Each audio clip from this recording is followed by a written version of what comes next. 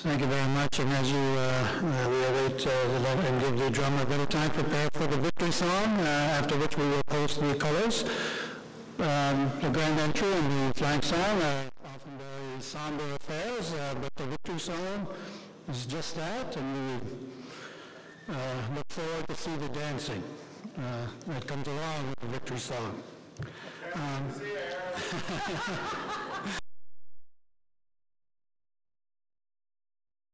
I wanted to just acknowledge as well and keep in our prayer as we move through this in the opening ceremony, some of the recent losses in our community, and particularly we think of Norway House, and we've been informed that a former chief from Walker Island has left us this week as well.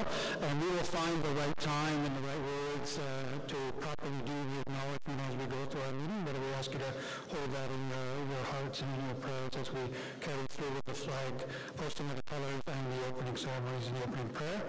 Inga River Singers.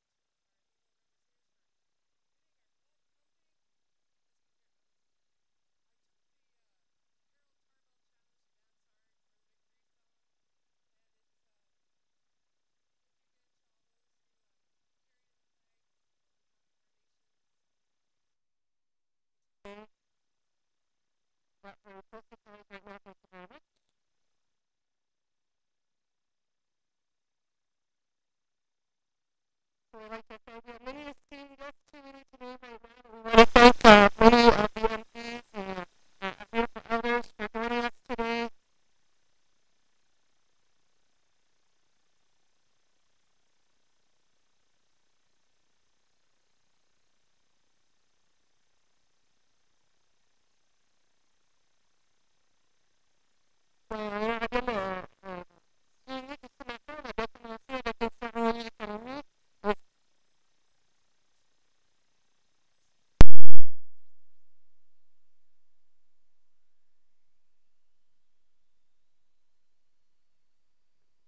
morning, there was good people here to participate in the ceremony. So at this time, it's my pleasure to call upon two youth from Kiriganzibi, Ryder and Kote Nadawe, to provide the opening prayer. So please join me in welcoming them to the podium.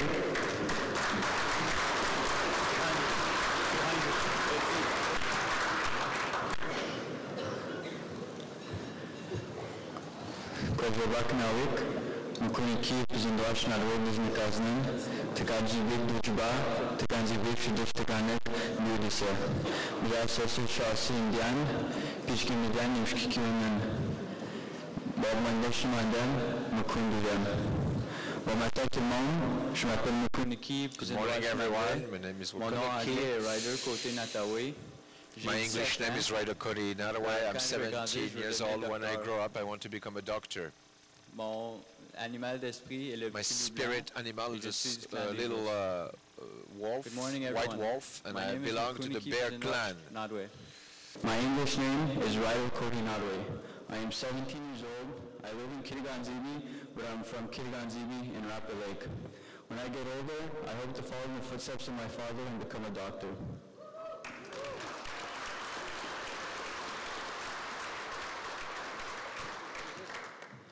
My spirit animal is the little white wolf, and I am with the bear clan. Three of our four grandparents are residential school survivors, so I'm honored and lucky to have my language. Migoch.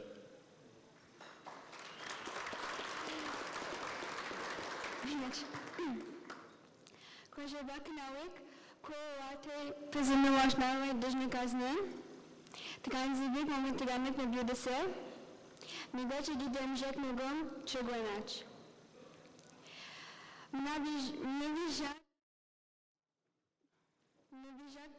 Oh my God. Good morning, everybody. My name is Korowate Pazindawach Narwe. I am from Kiriganzibi and Rapid Lake. Thank you for inviting us today. It is an honor. On behalf of my Anishinaabe people, welcome to unceded and unsurrendered Algonquin territory. Miigwech.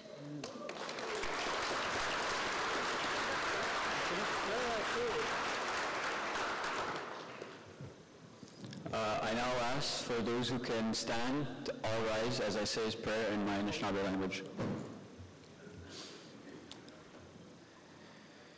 Miigwech Gajamundo, King Kaniga Himba Gijwandamin. Miigwech Jesus, Dabugi Jesus, Shadishunukshuk. Miigwech Aki, Nabi, Shkude, Shadishnasarin. Miigwech Gajamundo, Jimshkiki, Shadishmshkikiatuk. Miigwech Jamdo, Jawasizuk, Ganyo Gadiach, Gigozuk, Beneshijuk, Shadishminrushuk. Miigwech Gajamundo, Rajandada, Jojo, Shimesh, Gukmasuk, Mushumuk, Shadishkagi, Shkatach, Gagnin, Nanajigwik, Murum. Shadesh Miigwech Gajamundo, Raja Nubamazimin, Miigwech. You can sit down, I'll translate in English. So I thank the Creator for all of his blessings that he has given us.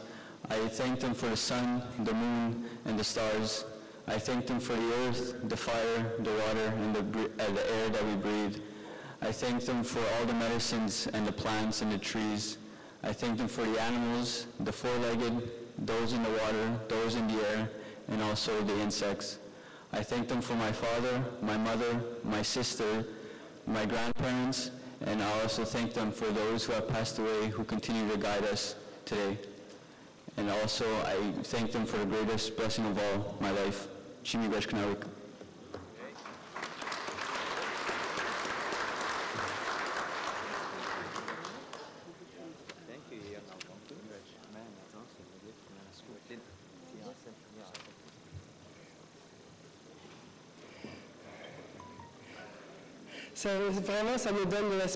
Gives us a lot of hope for the future. Fills me with a lot of joy and hope for our future. At this time, it's my pleasure to invite up Chief Jean-Guy Algonquin territory.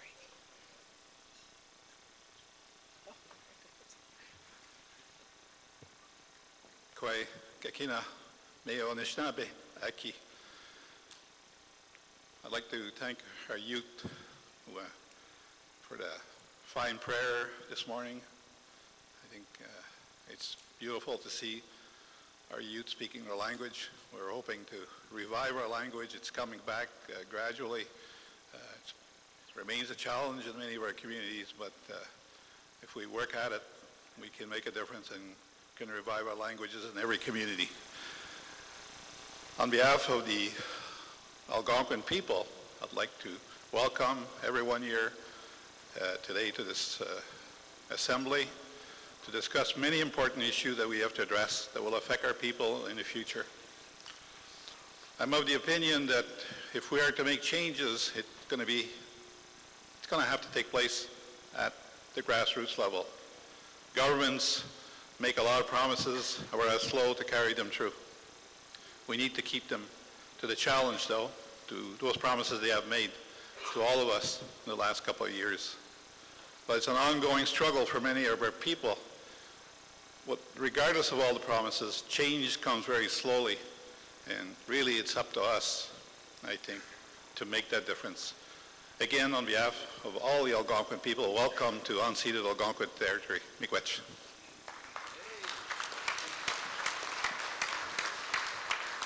Miigwech, Chief. Next, I'd like to ask National Chief Barry Bellegarde from Little Black Bear in the Treaty 4 territory to come up and provide his welcoming remarks. National Chief. All right, Tim. You're going to get it. You're going to get it now, boy. Okay, Tim, you're going to get it now, boy.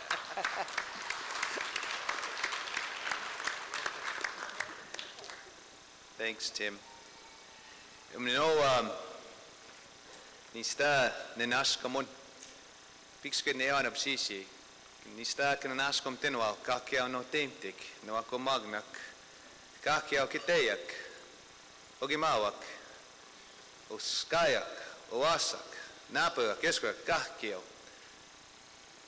Kananas kom tenwa petuti for coming here. Thank you. Acknowledging the chiefs, the men, the women, the young people, the youth, the elders, and we thank the Creator for this beautiful day. As well, a little bit of Nakota back home, or Cree Nakota, Matakia pe pinamaya, to Kanshla pinamaya. To my relatives, I thank you. To Creator, we give thanks. I want to acknowledge all my colleagues and relatives on the AFN executive, all the regional chiefs. We thank them and acknowledge them for our teamwork going forward on our AFN executive, our elders council, our youth council, our women's council, and our chairs, Harold, Russell, and there's a new faced man here with the fur. And he's from Winnipeg, so he's hoping and praying that Winnipeg Tim was here to as well to help out chairing. So I acknowledge the team that is here. I also want to acknowledge as well Chief White Duck for the welcome to the Algonquin territory. I also want to acknowledge the elders this morning. We began with a pipe ceremony. So Elders Bear Bebin, and to all the women that were there with their pipes as well to bring balance to the ceremony. I acknowledge them and thank them this morning. To all those that joined us in ceremony over here on the side at 6:30 this morning. I also want to acknowledge these young people that just spoke. And the message that you can see that everyone can pray. Young men, old men, young women, old women, and they prayed for us. But you can see the hope that's there because they used their language. Algonquin was spoken. And we say when you see that, that's providing hope and inspiration that we've held on to things for many, many years that are sacred to us, those gifts by the Creator. So to Ryder and Quill, I say thank you so much for starting off in a very, very good way. There is hope by listening to their words, both in their indigenous language and as well in Cree, or in French and English. And so I thank them for that. I also wanted the protocol as well to acknowledge the drum group. The drum group, Eagle River Singers, they sang the three songs, the Grand Entry song, the flag song, and that victory song. And when you go to celebrations and powwows, that victory song again A celebration, it's a victories from the past, but the victories yet to come as well as First Nations people. And everywhere I go across Turtle Island, there's so much diversity among our nations and tribes, but there's one thing, one item that is always there, and it's that drum. And from the east coast to the Mi'kmaq, to the prairies and the plains of the Nehiyawak Blackfoot peoples, to all the tribes on the west coast, that drum is there in ceremony, in the big long houses, the big houses, our Sundance lodges, our sweat lodges, and I thank them for that. Because we say when we hear that drum beat, that's that heartbeat of Mother Earth. It's inside of each and every one of us.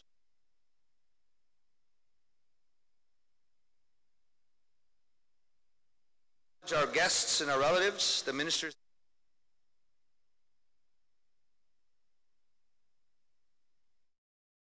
positions that are here,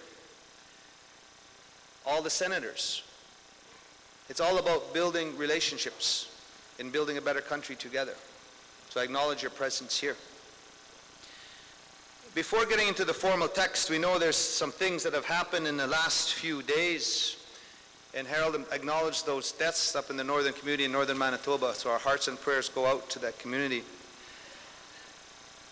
Chief Moody and the families there, 3 young ones killed.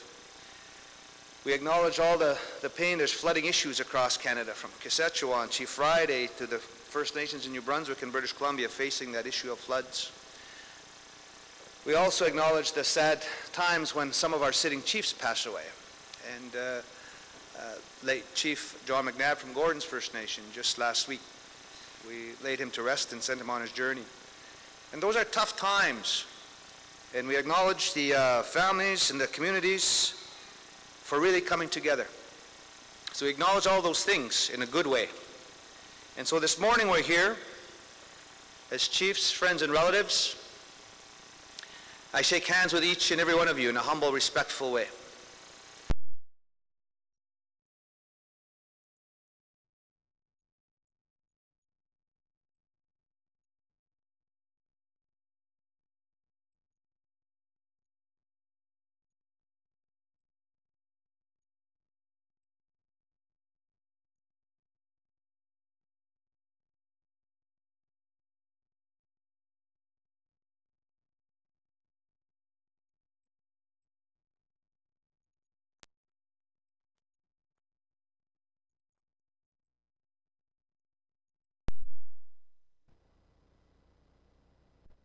Respects our rights and doesn't impact in a negative way our treaty rights or our Aboriginal rights in title.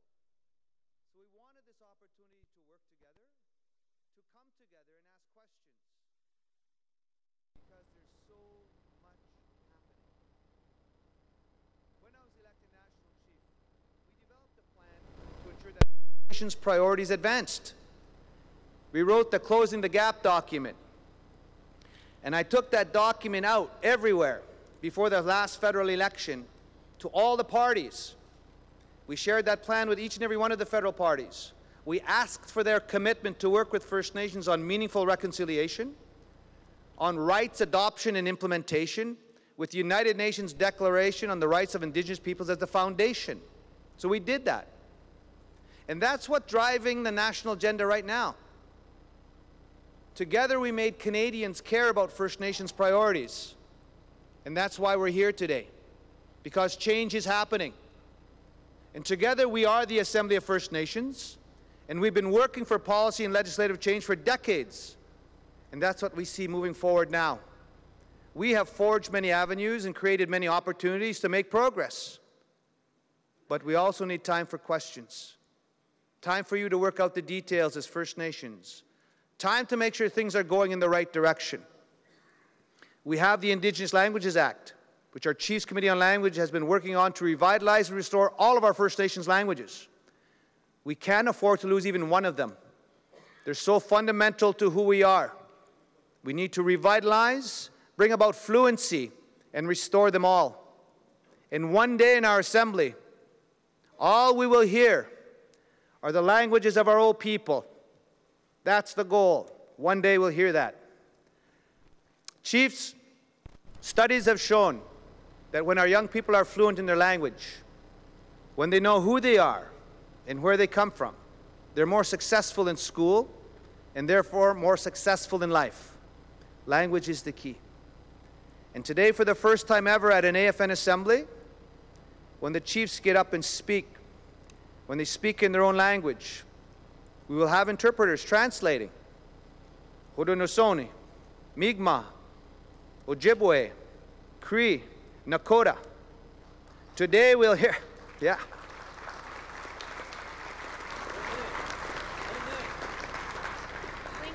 Oh, Tlingit, Dene, Salish, they're all coming out. There's 58. Wish we had all of them all on our Chiefs Languages Committee. But you can see we took the Chiefs on the Languages Committee, and that's the ones that are there. But today, we will hear those languages spoken at this assembly and with interpreters for all to understand. And Minister Joly, you're responsible for introducing that Indigenous Languages Bill. And we need to get that done this fall. Because if that doesn't hit the time frame, we run that risk of it not meeting the federal deadline in terms of that federal election.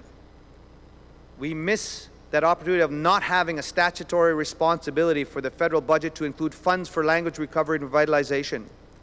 Because in October 2019, Canada will have another federal election. And any legislation that isn't passed, it will die on the order paper. So we need to focus and get things done. Another piece of legislation that is top priority is Bill C-262, which has already passed second reading. We want to be sure that it becomes law. Bill C-262 provides a framework to implement the UN Declaration on the Rights of Indigenous Peoples. It's a private member's bill sponsored by Romeo Saganash, but the government is supporting it. Bill C-262 is about realizing rights that have always existed. It's not giving us anything. We have inherent rights, and those rights are already recognized in Canada's Constitution. They've been upheld by Supreme Courts of Canada decisions in more than 200 cases in favor of our people. In Bill C-262, it provides a framework to help us realize those rights in practice. It's about finding a better way to work together so that we don't have to keep spending millions of dollars and wasting years of fighting in the courts. The United Nations Declaration affirms our right to free, prior, and informed consent when decisions are being made that impact us. It's in Article 19. States shall consult and cooperate in good faith with Indigenous peoples through their own representative institutions in order to obtain their free, prior, and informed consent before adopting and implementing legislative or administrative measures that may affect them. So there needs to be a dialogue between governments and First Nations peoples and our governments to establish how that free, prior, and informed consent will be obtained and respected. How do we operationalize free, prior, and informed consent? We know we must work together to substantively answer that question. And it's going to be different in different circumstances. It's not a one-size-fits-all, just as there are different points of view between the provinces. Kinder Morgan's Trans Mountain Pipeline expansion is a perfect example. Some First Nations are for the pipeline, and some are not for it. We need to use our traditional protocols to get our people together to resolve this amongst ourselves. Our dispute resolution process. There's a great deal of work for us to do together. One area of consensus is that UN Declaration of the Rights of Indigenous Peoples, it is the framework for reconciliation. It provides a set of minimum standards that states have committed to fully implement, and it's a floor, not a ceiling. There are currently 2 proposals to advance implementation of the Declaration. Bill C-262 is now before Parliament. Our chiefs in Assembly have expressed their support, and I've urged all parties to support it. So the government supports Bill C-262. This legislation represents a first important step to advance implementation of the UN Declaration, and through joint efforts, including the development of a national action plan. In the House of Commons on February 14th of this year, the Prime Minister announced the government's intention to develop, with Indigenous peoples, a recognition and implementation of rights framework. One element of this framework would be to require federal officials to carry out their duties in ways that respect our rights under the Constitution and international law. The government talks of doing things in a new way. It's time for Canada to direct its lawyers to take positions in court that match the government's statements on rights recognition. It's time to abandon the old policies of rights denial, and that's something that could happen right now. I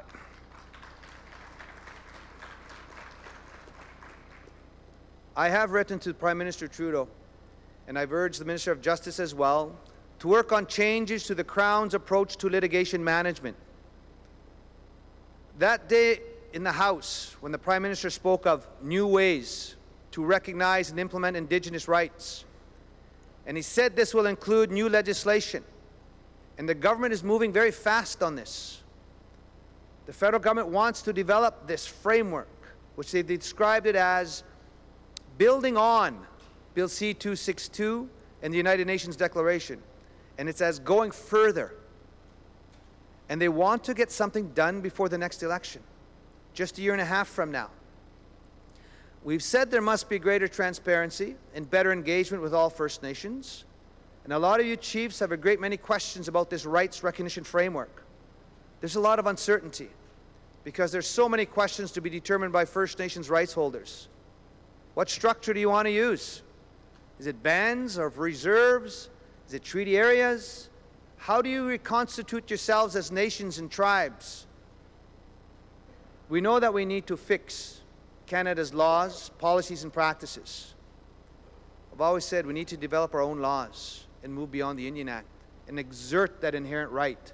Exert that inherent right to self-determination. Create your own laws. And we know there's some policies that need to be fixed. Comprehensive claims policy, the specific claims policy, the additions to reserve policy, and that inherent right to self-government policy. And all of those current federal policies are based on termination of rights, not recognition of rights and title. So we've got to fix them. The recognition of our inherent right to self-determination is what we've got to get to. That policy is so important. The Department of Indigenous Services has about 200 tables. Tables intended to move beyond the Indian Act. So how does that fit with the rights recognition framework? And what Prime Minister Trudeau said in the House on February 14th. How do affected First Nations wish to move beyond the Indian Act?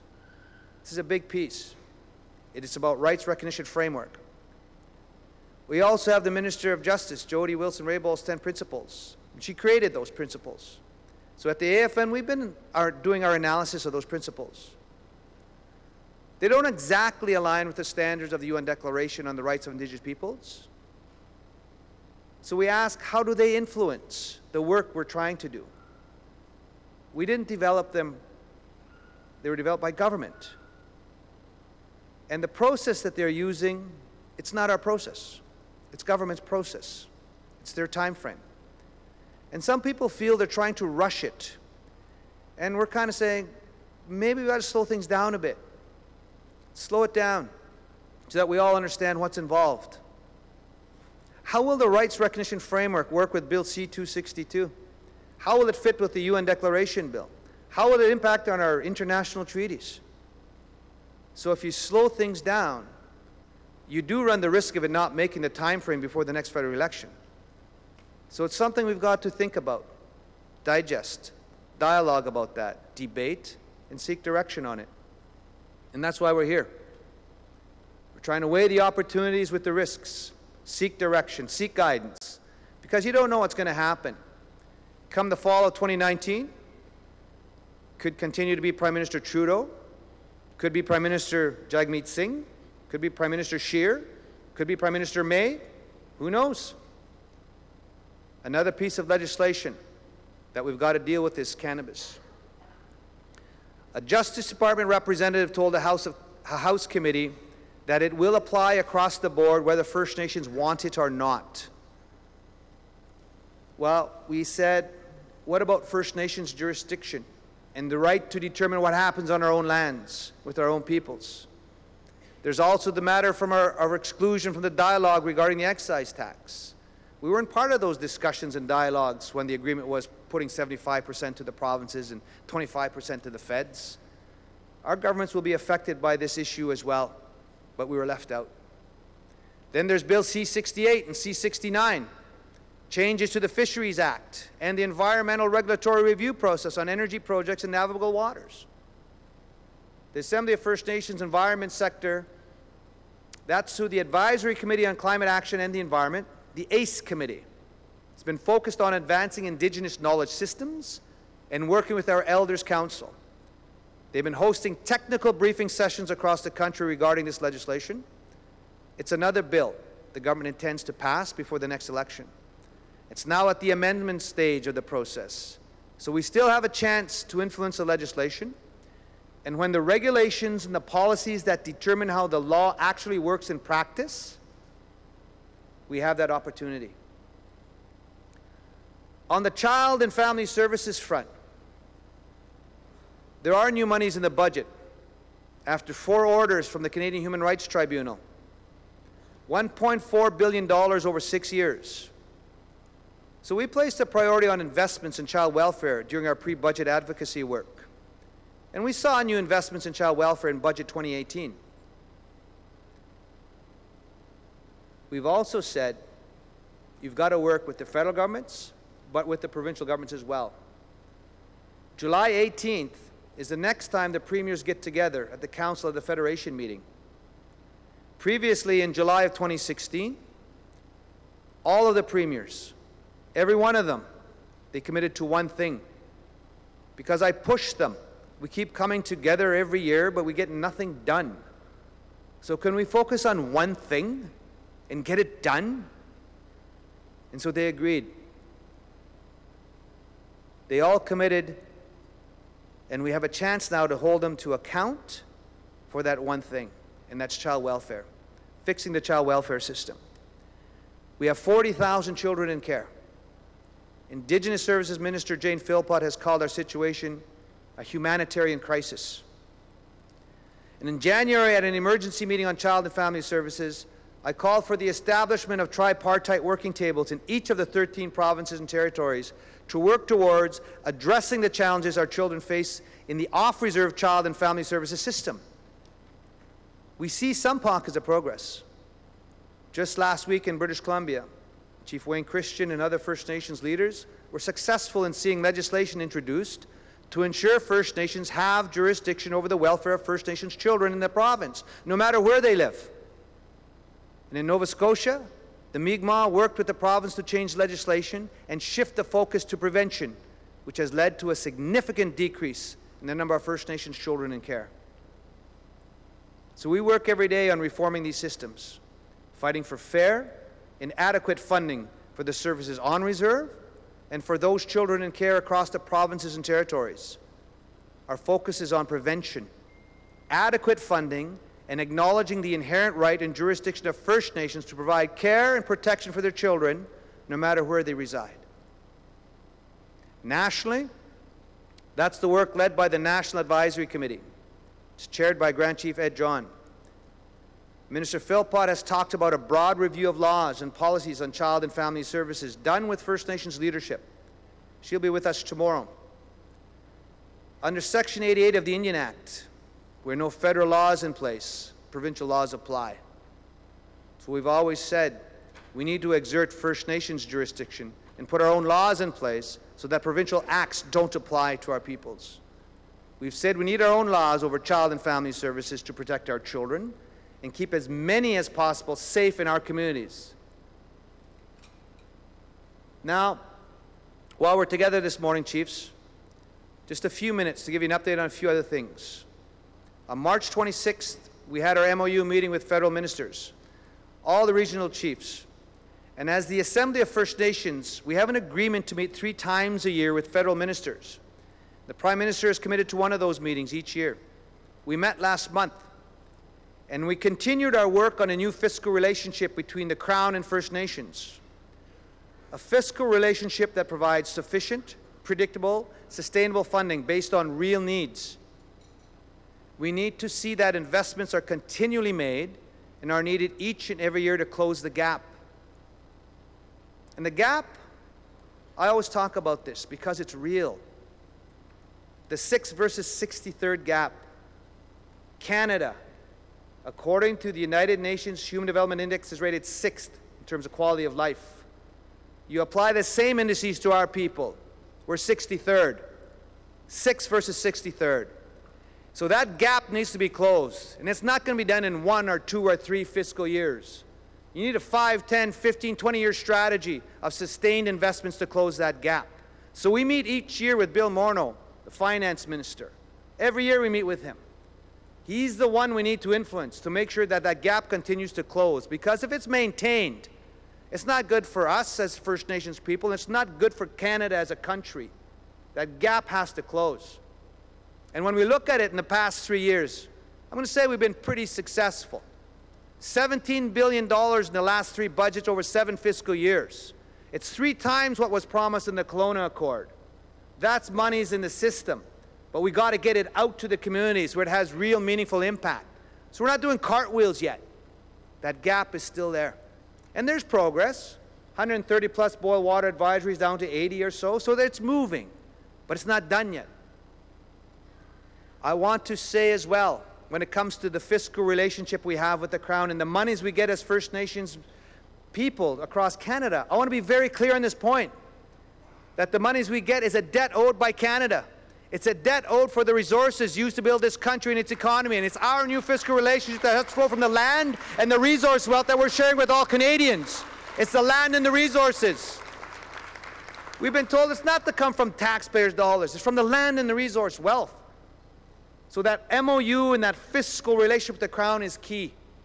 It's one of the things we're going to keep talking about to breathe life into that.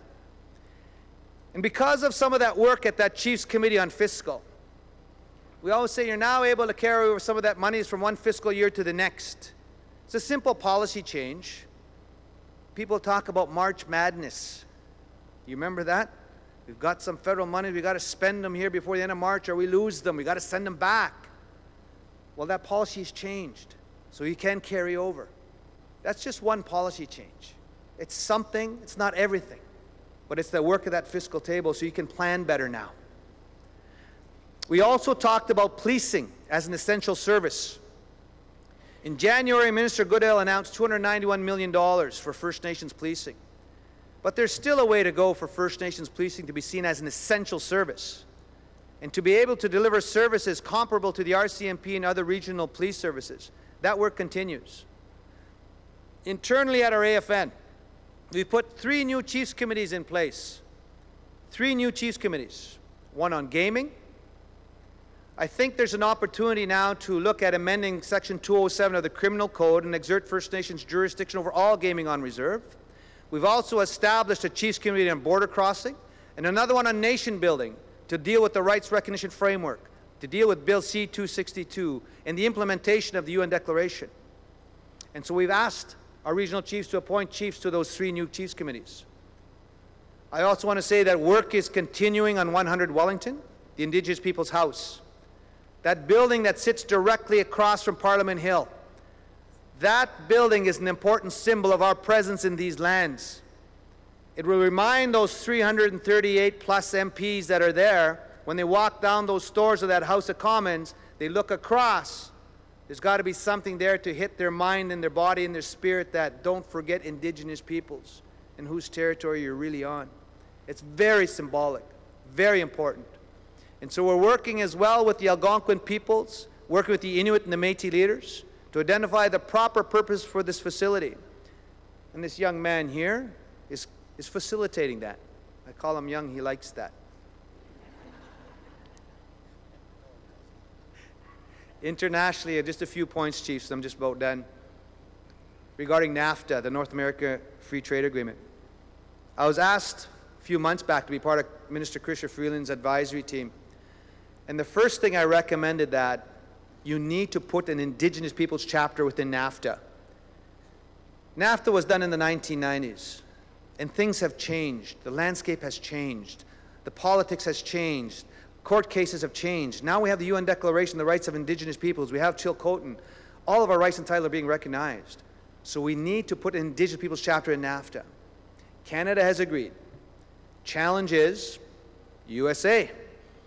President Trump, you never know what's going to come out, but that's a challenge. But Canada has agreed to the Indigenous Peoples chapter in NAFTA. We also have to get Mexico involved. It's a trilateral agreement. So getting our foot in the door as Indigenous peoples in all international trade agreements is very fundamental to Canada's strong economic stability, but as well it creates greater instability for everybody throughout the world because Indigenous peoples are involved. And that makes good sense. We're hoping, we don't know what's going to happen with NAFTA, but we are struggling in making sure that that Indigenous peoples chapter stays within that. I also want to say that the Declaration on the Rights of Indigenous Peoples is there now, and so they have to use that to guide them. Again, I mentioned we don't know where NAFTA is going to go, but we've got Canada to agree to it, and it's going to be maintained. There's so many hot issues within NAFTA, from the sunset clause to the dispute resolution mechanism to supply management. All these important issues, auto parts. We're just getting our foot in the door because we know the importance of being involved and part of the economy. I also want to say that what we learned from the NAFTA piece, we've got to look at other international agreements like CETA and FIPA. All international trade agreements have to involve Indigenous peoples. And finally, just a few words about the work we're trying to do with Pope Francis, that holy man, to come here to Canada to meet with First Nations people. And yes, to recognize the impacts of the Catholic Church. They're the only church not to formally apologize. That's part of healing. That's part of reconciliation. So we're going to continue to push for him to come. Not only for that apology, but there's something as well that we need to acknowledge in a very open, transparent, respectful way. That's two doctrines, the doctrine of discovery and the doctrine of terra nullius. They're fast becoming seen, not only in Canada, but throughout the world, as illegal racist doctrines. So we say, assumed crown sovereignty, assumed crown jurisdiction. Start using those words, because again, the doctrine of discovery and the doctrine of terra nullius are illegal racist doctrines. And so now, these doctrines, we have to move beyond. They were the basis for the Crown assuming sovereignty and assumed jurisdiction. And we do want the Pope to renounce them. So chiefs, over the next 2 days, we'll have our dialogues, our discussions, our respectful debates. And as chiefs, I know you want a strong, united assembly of First Nations. We have created significant opportunities for change, and the real work is upon us now. That's the work we started, and that's why we're here today together, to continue that work. Let's put our heads and hearts together and keep our circle strong. Egose, kirnas kumtinawa.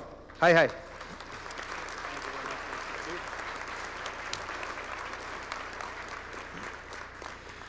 Thank you very much, National Chief. If we had more time, I would speak to the youthfulness issue.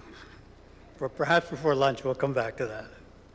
I'm honored to be able to introduce Dr. Carolyn Bennett, who has been elected to the Federal House of Commons for the last 20 years and is well known to all of us, given her work as in the previous Liberal government as the Canada's only Minister of State for Public Health, and during the tenure of the previous Conservative government, she served as the opposition critic for many years.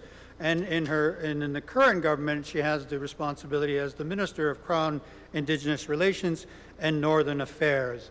So with that, please help me welcome to the podium Dr. Carolyn Bennett.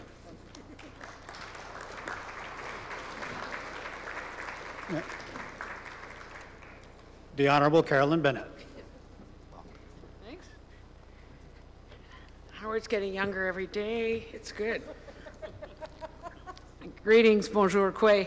And thank you both, Russell and Harold, for the leadership. And we really do honor the elders that were here this morning, but also, of course, the Drum and the Eagle River Singers. We thank Chief White Duck for welcoming us to the unceded territory of the Algonquin people.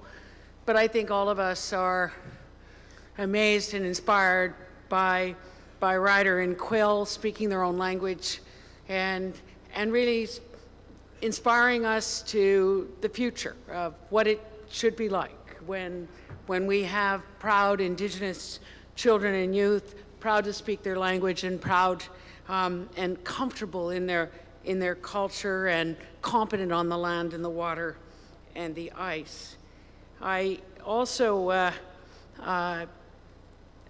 acknowledged the loss in Norway House and how heartfelt it is that this happens, and also acknowledge the presence of the Bushi family, who are also here to remind us of the very significant need for change.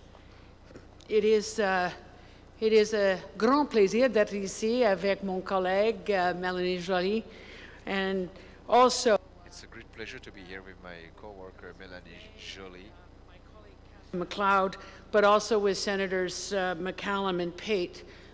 We thank you for all of your work. It is I think it's an exciting time.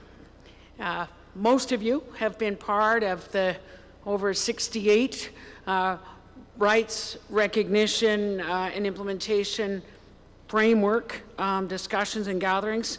So I do want to be able to take some questions, and we do know and acknowledge that you need some straight answers that will be very important as you take this conversation back to your communities. However, Tuesday mornings are cabinet meetings, and so we apologize as ministers that we will have to leave in time to get back and answer questions on our files. So, as was mentioned, since the Prime Minister's speech of February 14th, we've been on the road, engaging with Indigenous communities and rights holders from coast to coast to coast to create the recognition and implementation of rights framework. Self-governing nations, treaty groups, elected leadership, traditional leadership, youth and women, and elders. Your citizens who live in community and your citizens who now live in urban centers. So we feel that it's an important opportunity for me to hand in my homework, let you know a little bit of what I've been hearing. But yesterday, I think Chief Skydier said very clearly when she reminded us of the two-row wampum and said, you need to get out of our affairs. So that's exactly what we're trying to do.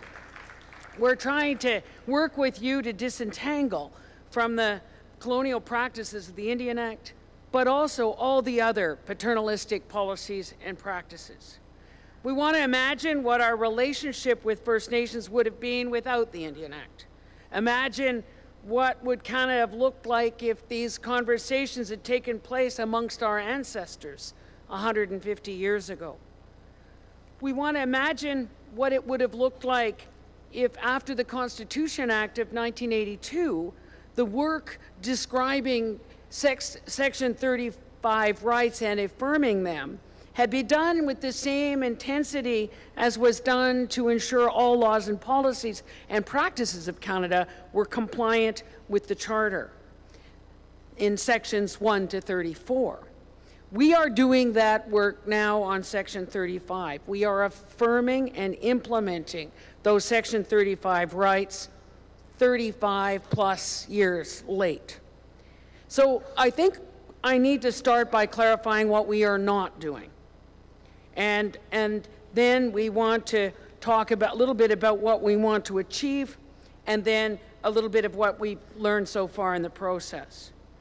So firstly, I want to confirm that what we hear coast to coast to coast is this is tough because of all of the challenges that your communities are still facing. It's been very important to us that you've taken the time to come to share with us your concerns, but we're grateful to every one of you that has, for your candor and your willingness to recognize this is an open door to an amazing opportunity to fundamentally transform the relationship with Canada. As it says in the mandate letter of all the ministers, a relationship based on the recognition of rights, respect, cooperation, and partnership. So the real challenges in your communities, I know, make it hard for you to take the time away and then to explain your absence to your communities. So I want you to please thank them for sharing you with us as we embark on this journey of Next 150. It's important for you to hear directly from me, despite what you may be hearing elsewhere. The framework has not yet been written. Let me repeat, the framework has not yet been written.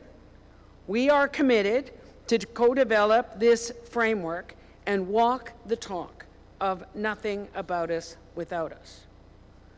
Secondly, we know that the process isn't perfect, and we welcome any advice. We want your communities to know that, and we want to continue to improve how we engage. The era of Ottawa determining how and when and where your rights are implemented is over. And you need to hear from me directly. Nothing will be imposed. Rebuilding nations, moving to self-determination, is an opt-in process. At the beginning, we decided against putting out a discussion paper, which risked giving people the impression everything had already been decided. There was no green paper or white paper. In fact, we're still working hard to prove that we are in no way on any white paper path. We are determined to work with you on a path to vibrant, proud Indigenous nations that are in charge of their lives and their land. This is the opposite of assimilation. We chose to just put forward some questions that would begin conversations. Many of you have suggested better questions. One of the questions was removed. I think it said something along the lines, what's the biggest barrier to self-determination? And Regional Chief TG answered with one word, you. So we get that, Regional Chief, and indeed that's what we're trying to say. We're trying to get out of the way. And I guess you have heard me say before, as a physician, I know when not to prescribe. So there's no prescription in the terms of the outcome, the process, or the time frame. We need to get this right. Thirdly, the federal government's goal is straightforward: to do everything we can to ensure Indigenous people are in charge of their lives and their land. Our starting position is that Indigenous rights exist and that those rights shouldn't have to be claimed and then proven in court. It means getting to a table. It means that we are talking about title. It means we are working very hard to stay out of court. For that, we need to be working towards dispute and accountability mechanisms that are trusted by all parties. We have laws in our federal government. You have your laws. And more of you are working to put in place traditional legal practices and customs. We want to get back to what was envisioned with the two-row wampum. We need to ensure that the laws of Canada conform with your Section 35 rights. We are not relegating First Nations to the status of municipalities. Municipalities don't have their own distinct language and culture. Municipalities don't have inherent treaty rights that predate Confederation, rights that are enshrined in the Constitution. Indigenous peoples have inherent and treaty rights. What is needed is a partner who respects that and will work to ensure that future governments are bound by law to honor these rights. We recognize that the comprehensive claims and inherent right policies are flawed. These policies have charted our course for over 30 years, down a path that led to notions like cede, release, and surrender, to top-down approaches to the Crown-Indigenous relationship, and to repeated rights-related litigation, as the National Chief outlined. Years, even decades, spent at negotiating tables, then massive loans to pay off afterward for having successfully negotiated implementing your own rights. So, the Prime Minister says better is always possible, and we all know that the status quo is not okay. We want to redesign federal laws and policies and develop new measures to support the rebuilding of Indigenous nations and governments. No longer will you have to give up your rights to reach a negotiated agreement. Extinguishment is now off the table. Agreements are about relationships and allowing those relationships to evolve over time. So the idea of full and final settlement is also off the table. The principle of periodic review is being well received. We need to move self-determination beyond a relationship that is imposed. You need to be able to choose governments of your own making. This is the key in undoing the damage of the Indian Act. Il faut faire de la place aux femmes, aux jeunes et aux... We have to make room for women, elders, and children. We have to make room in the Canadian laws for traditions, for traditional practices, for traditional ways to make decisions. This is real self-determination. I have heard that many of you would like to hear more from those communities further along the path to self-determination. What worked? What didn't work? What are some of the best practices? It is, many have said that the UN Declaration on the Rights of Indigenous Peoples and the calls to action of the Truth and Reconciliation Commission must be the foundation of renewed relationship and new approaches to rights, including this framework. The framework should not seek to define rights universally, rather to remove barriers to the implementation of rights. As Article 3 of my rather tattered version of the UN Declaration says, Indigenous peoples have the right to self-determination.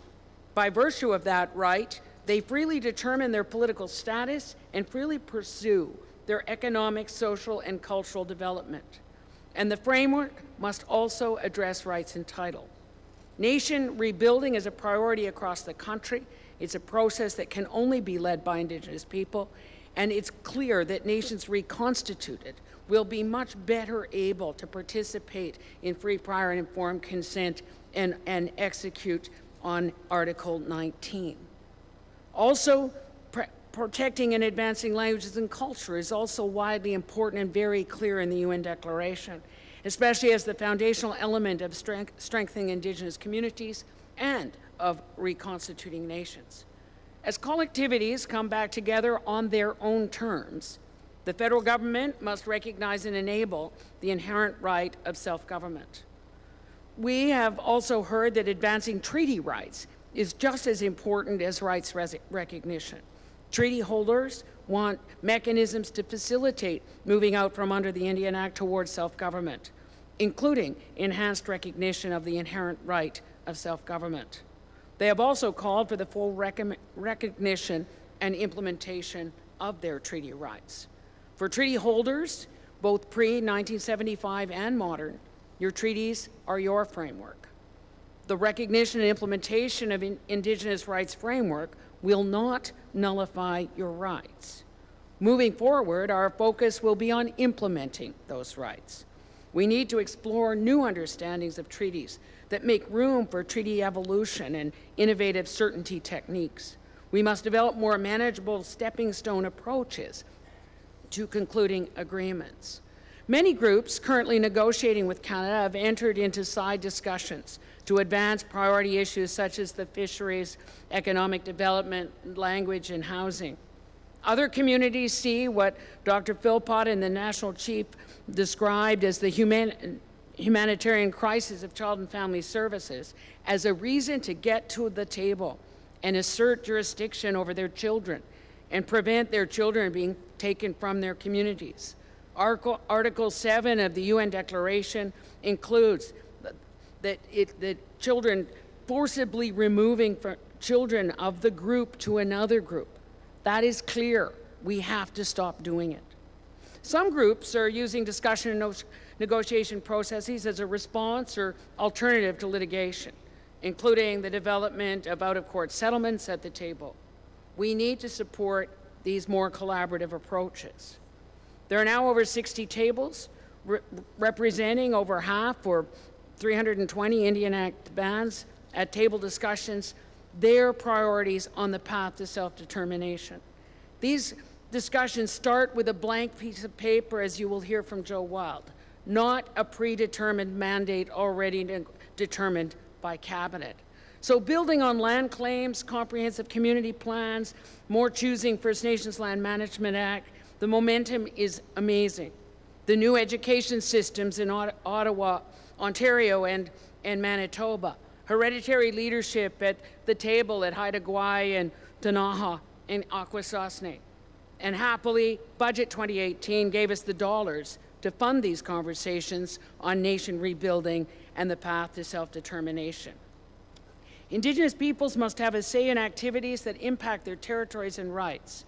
But nations sometimes don't agree with Canada, the provinces and territories, and with each other. So we are hearing the importance of creating new dispute resolution mechanisms that will be trusted and again eliminate the expensive and time-consuming court processes. We have also heard loud and clear that the engagement period is too short. But others who have said, it's all there in Volume 2 of RCAP, just get on with it. They want to make sure that the rights described in Section 35 are a full box of rights. They want the principles of the UN Declaration implemented and in place before the next election. There's still a lot of work to do. We need to address the fundamental issues, such as the deep relationship between rights and title, and the management of lands and resources. Laws need to describe the fiduciary responsibility of the Crown and the recognition and implementation of rights.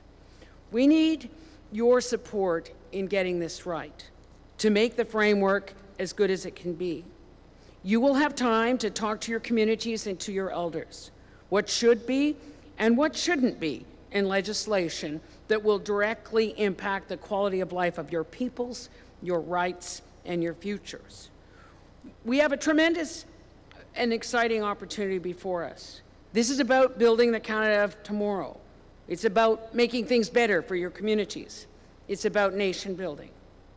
Many have said that RCAP was able to sit on the shelf because Canadians hadn't been included and didn't understand it. I think that the Truth and Reconciliation Commission has done an important job in educating Canadians about the many failed and tragic government policies, residential schools, but also the horrible consequences of the Indian Act.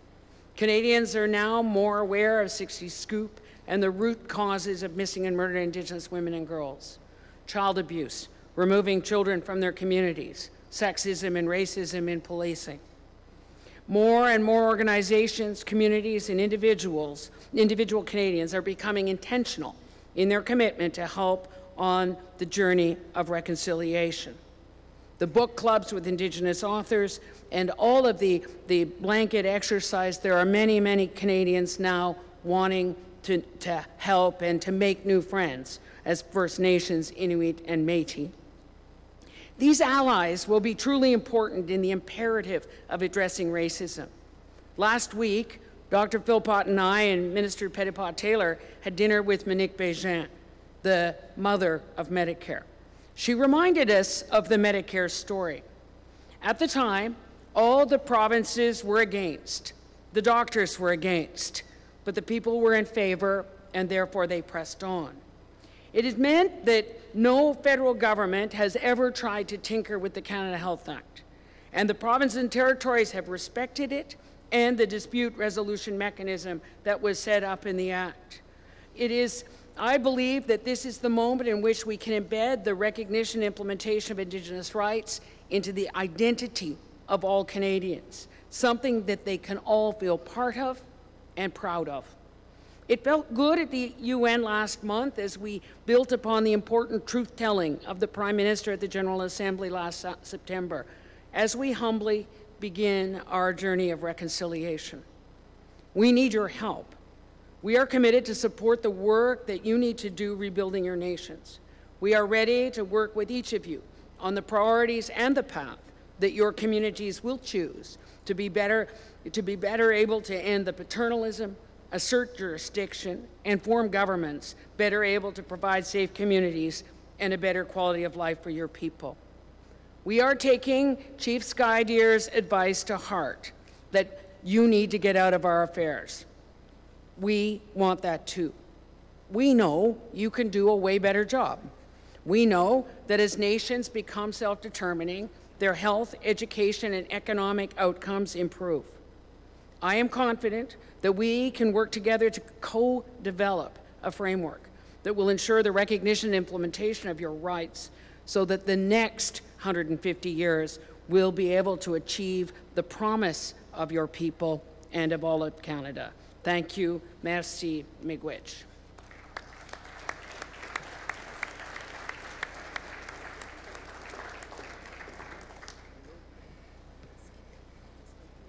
Merci infiniment, notre ministre Bennett. Thank you to Prime Minister Bennett. Have been asked that they will be to take questions. And what we are planning on doing, and I've noted that there's 2 people who are already presenting to the microphone. I have noted those names.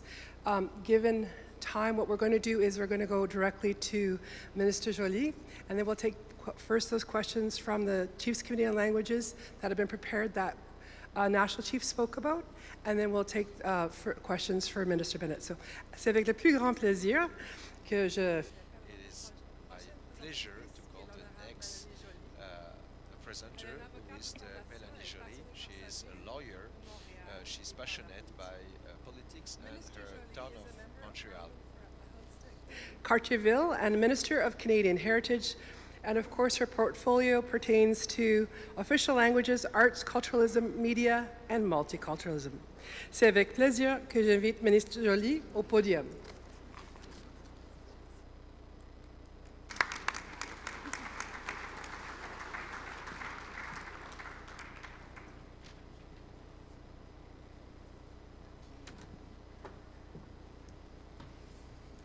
Merci beaucoup, miigwech. Bonjour, hello. Of course, I would like to acknowledge the Great Eagle River Drummers and all the special people that my colleague, Minister Bennett, already acknowledged. I would like to thank Chief White Duck for his good words, and as well, I would like to say thank you to Ryder and Quell for their really good words at the beginning. J'aimerais remercier les musiciens ainsi que les aînés, les jeunes. I would like to thank the musicians, the youth for their prayers. I thank all the chiefs, the grand chiefs, the leaders and the delegates of the Assembly of First Nations, as well as all of the over-elected leaders. Thank you to the co-chair of the Assembly of First Nations for their presentations. On the ancestral lands of the Algonquin Anishinaabe. I'm here before all of you to discuss the importance of language as part of one's communicating his or her thoughts, emotions, culture, and spirituality. I'm here to talk with you about language as key part of one's identity. And as a francophone, I profoundly understand the importance of language as core to our sense of belonging and trust in our society. I'm here to confirm that we understand the very special bond between language and the Indigenous people, and to change the course of our history together. At your December 2016 Assembly, Prime Minister Trudeau announced that the Government of Canada would commit to enact an Indigenous Languages Act, along with Indigenous people, to preserve, revitalize, and promote Indigenous languages. This legislation can be an important aspect of the reconciliation process, serving to acknowledge and correct harmful policies and practices that have impacted Indigenous peoples and their languages. In June 2017, together with the leaders of the Assembly of First Nations, Inuit, Tapiriit, Kanatami, and the Métis Nation, I officially launched the co-development of Indigenous languages legislation. At the time, we agreed on a collaborative engagement process whereby Canadian Heritage, the AFN, the ITK, and the Métis Nation would engage Indigenous languages experts, language keepers, and academics in considering what should be included in the legislation. This led to the formation of the Co-Development Working Group, and many of the representatives of the AFN are sitting on this group. Also, sub-working groups have been established to more closely examine common elements such as institutions, education and lifelong learning, and costing.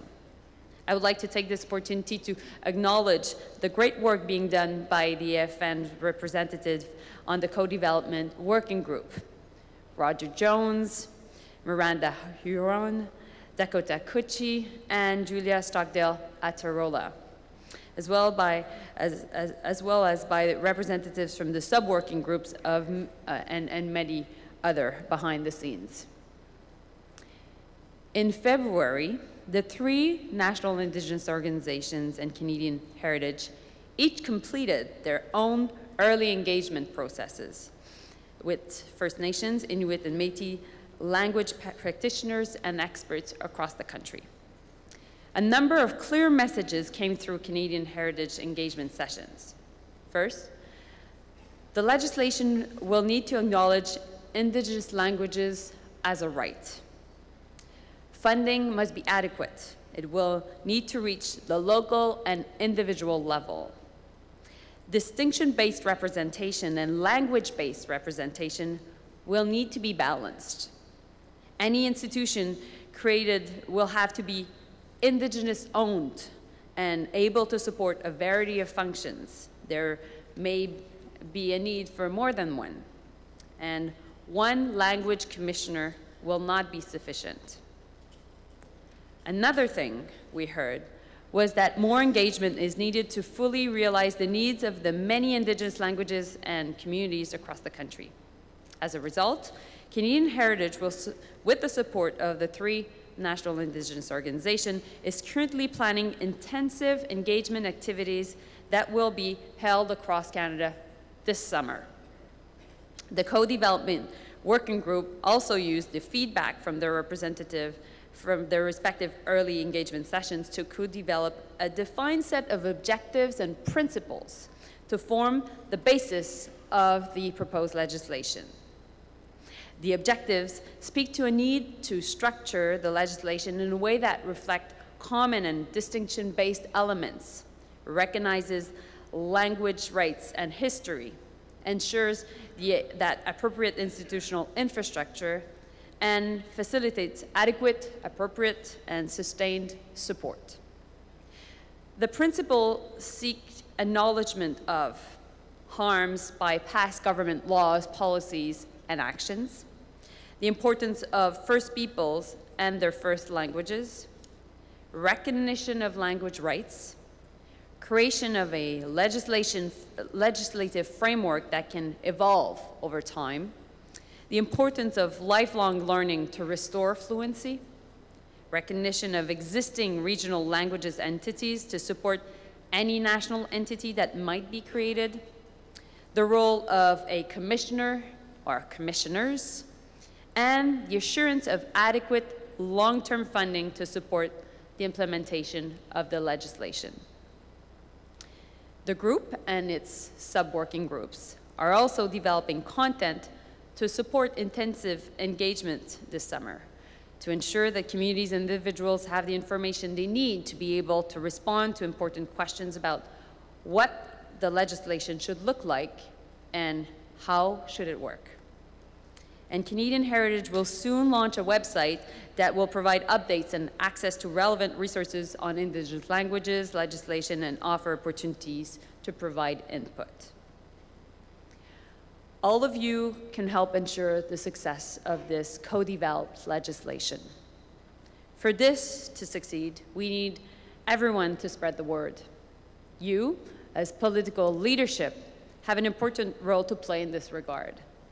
As for me, I have already reached out to my provincial and territorial counterparts about the Indigenous languages legislation.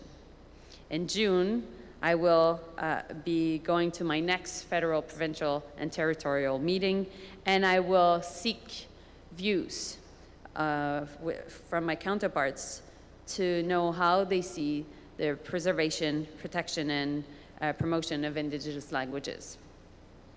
This legislation will have an impact on generations.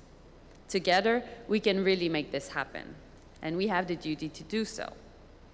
Je suis vraiment honorée de participer à cette assemblée extraordinaire. It's an honor for me to be part of this extraordinary meeting and to be part of the progress regarding the legislation. I am very happy to know, and I look forward to knowing the outcome of your assemblies and meetings. Thank National Chief Perry Bellegarde for his leadership on this truly important undertaking, and also recognize the great efforts of the Chiefs Committee on Indigenous Languages. Merci. Thank you. Miigwech.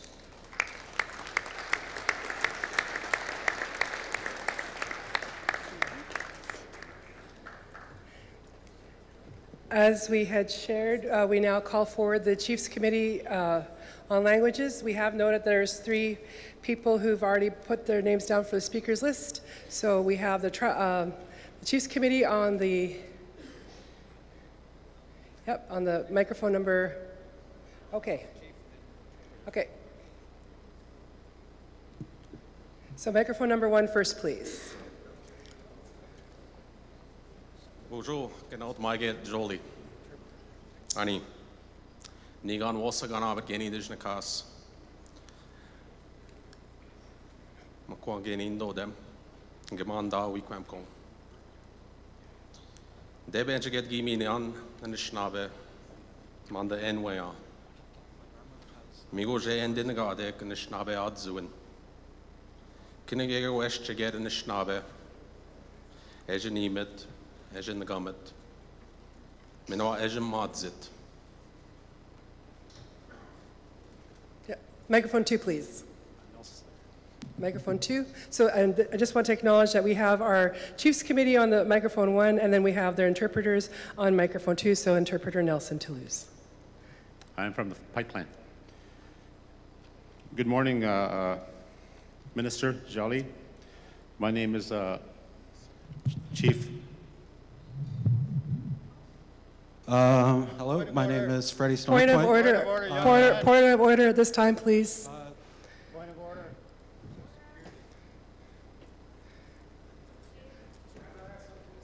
I have something to say. I came here and I've given the message over to the minister, and I have it here. I would like to read it to you.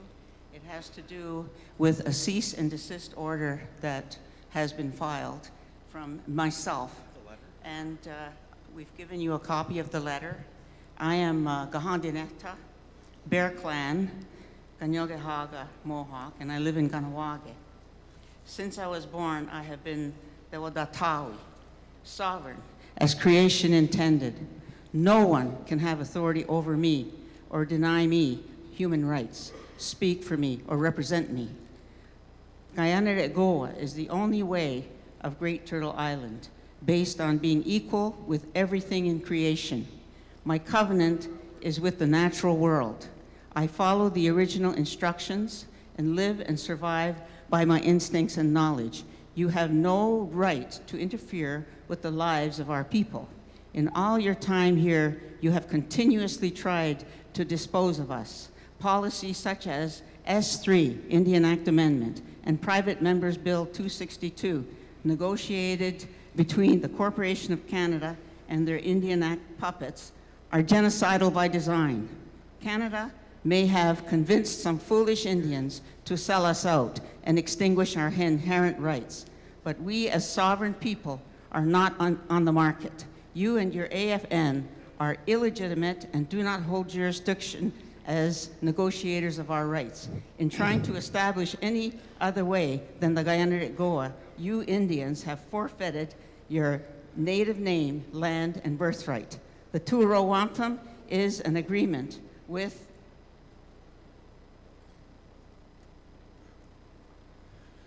Thank you very much, Continental. We'll ask you to be very brief, please. Yes, I will. As fellow Mohawks, I'll ask you to be very brief. I'm not represented by anybody. I represent myself. And our land and all that is upon it is ours by creation. Like the natural world, only the people are sovereign. my clan and family membership of the Deganjokwan Haksta, the 49 original families, are the basis of Haudenosaunee sovereignty. I speak the language of my ancestors who gave the instructions by which I relate to all my relations. I am the sovereign. You, Carolyn, and your associates must explain to me how you will live according to the Gayanarek Goa to my satisfaction, me. You can't stand in the way of justice for a sovereign human being who is exercising a natural right to exist. Our mother, animals, trees, fish, birds, and any other living thing are not subject to your artificial, cruel laws. The world is naturally free. The original people worldwide are naturally free. Everything on earth is naturally free. That's creation's design, so that all can live in freedom and peace. Those of you who sold yourselves out, my message to you is no matter how much the invaders have paid you or promised you, we will always teach our children who they are and to watch out for people like you. The signatures of the agents of the Corporation of Canada are fraudulent. The co-signers to our ongoing genocide have left the canoe and they have joined the invaders on their ship. Your Corporation of Canada is breaching our birthright. Necessary measures shall have to be taken. You govern yourselves accordingly. Tokiniguni, Nyawakoa. Thank you very much. We will adjust accordingly on the time, and so we do apologize to those chiefs we won't be able to get to, given the fact that we do have some hard time deadlines. We do ask that people respect the rules of the Assembly. Back to Nelson Toulouse, who's the interpreter for Chief Pelche. Miigwech. As Chief Duke was saying, he is of the Bear Clan. His Anishinaabe name is one who looks to the future, and he is a Gima from Wakwemikong. And it is the Creator that gave us our language and our culture. It is that which forms our songs, our dances, and the way we live.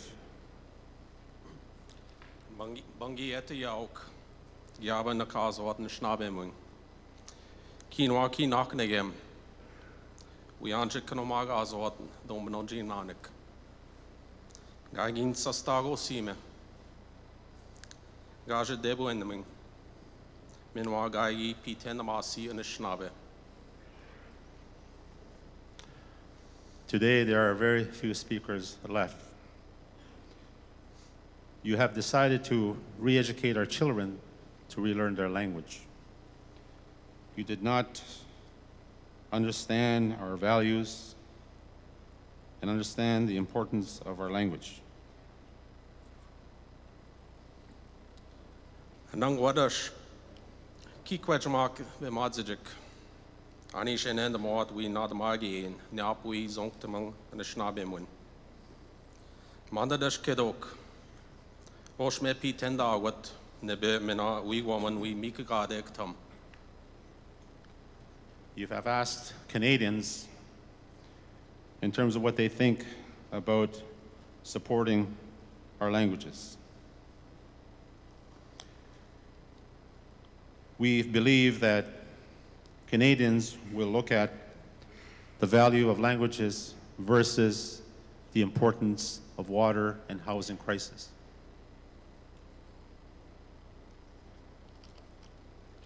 Jaja ki de goshne me abdek ninwe we bizdagoing. Gishpen bozin de mik. Nibna kanashtas me. Gayete ninwe gegin agua. We have come to the point where we must be heard. If you do not hear us, then we shall all lose, yourselves and ourselves. Ani sheje pi tenda wukmanda de nuevena minwa eje minwamgak pi nishnabiming. Kinegego ye eje minwam damang ma pishkak megang. Mi je temgak pi nishnabiming. How important is our language, and how do you value its importance? To us, everything in creation is sacred and is tied to our languages. Miigwech. Thank you. Microphone to my right, please. No, Minister Joly to respond? Okay, sorry. I'll go through it. Okay. Thank you, everybody. I understand we're just calming back down. Thank you so much for that. So go back to microphone number 1, please, to Chief MacArthur and his interpreter on microphone 2. Oh, hanga we Jolie Ira MacArthur Amigyab Ekta Shiona de Nakota Oyade hanga ze macha. We do stand Ucho Kange Waka Wau Wabe ne Wanakta Dagu Nuga Nahe Doken Ochi Ginkta He. Good morning. Hunga Ira MacArthur had indicated that our Nakota language is on the extinct list just about. Our language is dying, our culture is dying. We have less than 100 speakers throughout North America. And his question is, Minister Joly, we have been assured by a representative that this legislation is targeted to a royal assent by spring or early summer 2019. Can you elaborate on the time frame and steps you are taking to ensure we are able to meet that target? Furthermore, can you tell us what the documentation will be used in the attentive engagement session to ensure that the engagement will be focused and will provide solid content on which our nations can comment? So we're going to go through the questions first, and then so we're going to go to microphone. Thank you very much to our interpreter, Armand MacArthur. And we'll go now to Chief Joe Lazor and his interpreter, Councillor Arissa Thompson.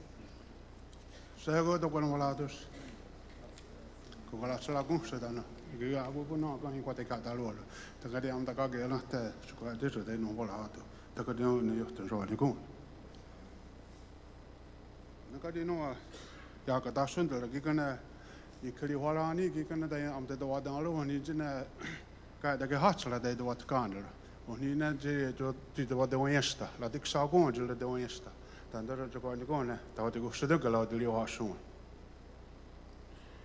an ka di no ti kana da ga wa ne ga no ka la tsla gon je ka la dit ko da ki ga ra da de ngo dat ka ne wa ka ya kun tu se da no na ne am da wa da lo wa na Anaka di no tunu ye hedo ge ke no na te do de tanyo na ga te hachla anaka di no lo ndo je watsan di do dan lo ona anaka di ye hedo no no jala denyo agwe ko no aga to mochko de ngo de ga dalolo ingo halo na ya ona no ska ya do da ga na no ke ko de ro dan agwe ko na ga te hachla honda do wa ho tanyo dan ska ni go ron sto ha ga na ganto to ke de ni yotte no ro ni go la.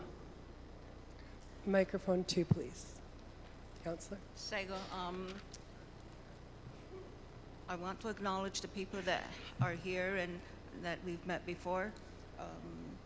We are all here and to work on the legislation for better language programs. So I have come here to respect and honor everybody. The request that we work in collaboration and I recognize the work that has been done and that I burnt tobacco for the mission or the goal that we are trying to achieve, and that we all work in good minds and that we wish to continue the work that has been started. Thank you. We'll go to microphone. Oh, thank you. So we'll go to microphone number 1, and I see, Kupiran, you have your interpreter with you, so we'll stay on microphone 1 for the interpretation as well. I need a box here to stand on. Right, Cookby, Winuchin, Tisplachin, Yeman Lachnelton. White Cohatap, Kalmusquas Winuchin, Joe Cookby Spelachina. I'm going to interpret for Cookby Ron Ignis, Meskeeterson. Minister Jolie, Janet is zoeken gertig, Umbuchstachskoch, Goldanskoch en Alien, en Skumtus, Ustamkoch, will Mayaus. Minister Jolie, this Language Act carries with it the future of our people. In our language is the history and the identity of who we are and our connection to the land. Mknemen glo Tikumtus as Paus, Goldanskoch, Elchutskoch, as Hochait, Kalmuch, Yeh Goldanskoch, Jutskoch, as Malamanskoch, as Ustamkoch, as Wilkskoch, as Wilkskoch, Hochait, Kalmuch, and Alien Tmichs. You have heard that language and culture are bound like our blood and water, and that our languages and cultures are essential for us to heal as nations. Within we and Kukukbium as it come Iplamp and Himasto Halash, Lilks be Anet as calls to action of the Truth and Reconciliation Commission as a United Nations Declaration on Rights of Indigenous People. He is Knuchen Bruch as Umax of Holdanskoch as a Jodskoch.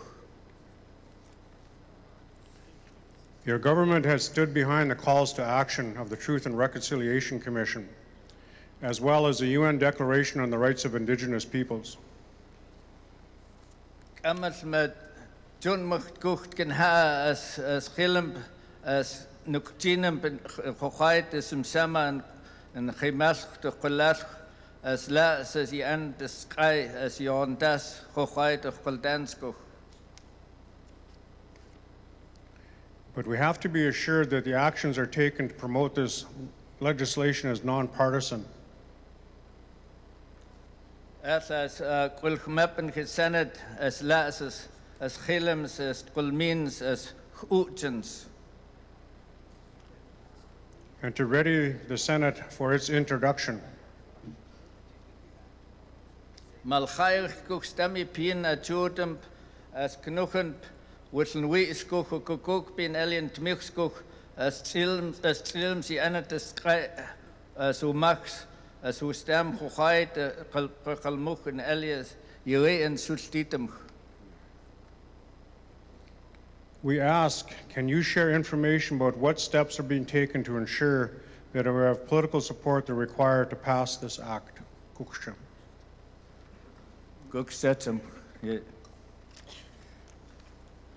Thank you. Now we will go to Chief Leroy Denner, interpreter with Blair Gold at microphone 2. Thank you.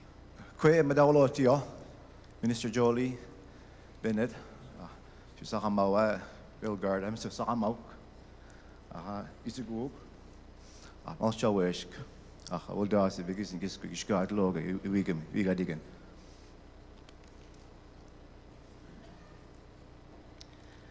Good morning, ministers, chiefs, Grand Chief, elders, children. I'm very happy to be here. This is Chief Leroy Denny of Eskazoni First Nation. Niganus, Jolie, like Jolly. Bochi mawe agno ba diek.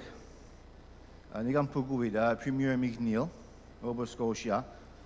School de Minana, Didi Sudi, Pludan, Nova Scotia. Octescal Tiega, Sigo Gusek, Delwebni, Wa Debianoga, Ignua Duahan, which should this Sudasic, Gada way, Pludani. Which 2017. We got again, now Gisidu deep, just AFN, which is Illinois Sudi. Delawek, get Delawek, you do a book on the monk, a bomb to men, Illinois Sudi. Udamea, Maui Agruna Madino, Gabul Nola, Canada. Sama we wagil, where go, Niganus, Gaha, Utumo Dacano, Utumo Dacamil, Dage, Edegola, Canada way, Gabul No. Kalaman agis kijadunen. Dana dilimali aptinen na ujarigem kola wajia halu chut dan when New George will go away. Minister Jolie, we are currently taking first steps with the Premier of Nova Scotia to discuss provincial language legislation. When we met with the province in March, they felt that communication of the federal legislation has been lacking. From the 2017 Indigenous Language Initiative engagement sessions report produced by AFN, it is clear that to support successful strategies, there will need to be ongoing communication between the provinces and the federal government, as well as between ministries and departments within the federal government, especially to prepare for any potential jurisdictional challenges. Taludi okilo, dan enjoy the morning at the team koi, at the weather back simk, about Timinawam, Maviaguna Madam, Maviaguna Mumk, a hilajuk to Munk, Dana Lia Maliaptinen, will I go away. Aha, age, Italy minen, will I bruta ane, about on the mother Wenik, Mariamuxino, at least the Moach. What steps are being taken by your ministry to open these lines of communication and to prepare for eventual challenges? And do you believe that this legislation will enable individuals to get access to services in their language as circumstances warrant? Pasig dulu ya Samau Minister Jolie MC Samau MC Samau ka imodi la amushpa melki kutumolan televin nuisukti damol nuisuktuk ma age indigenous mko dan deloti ulario jojik studio ya ahishka nuisi ya kha melki kutum dan nuisudi la watch cigar ulario I hope.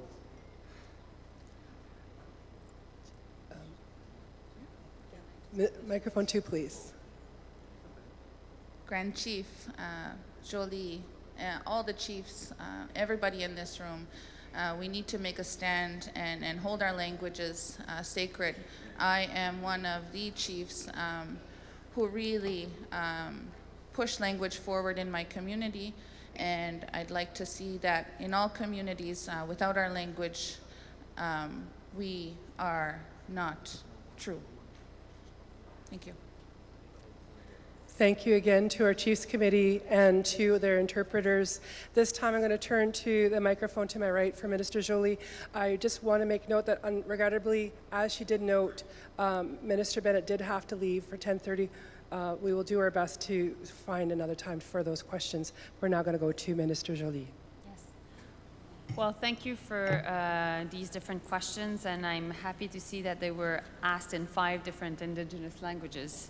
First, obviously, we see the fact of protecting, preserving, and promoting Indigenous languages as a key part of reconciliation.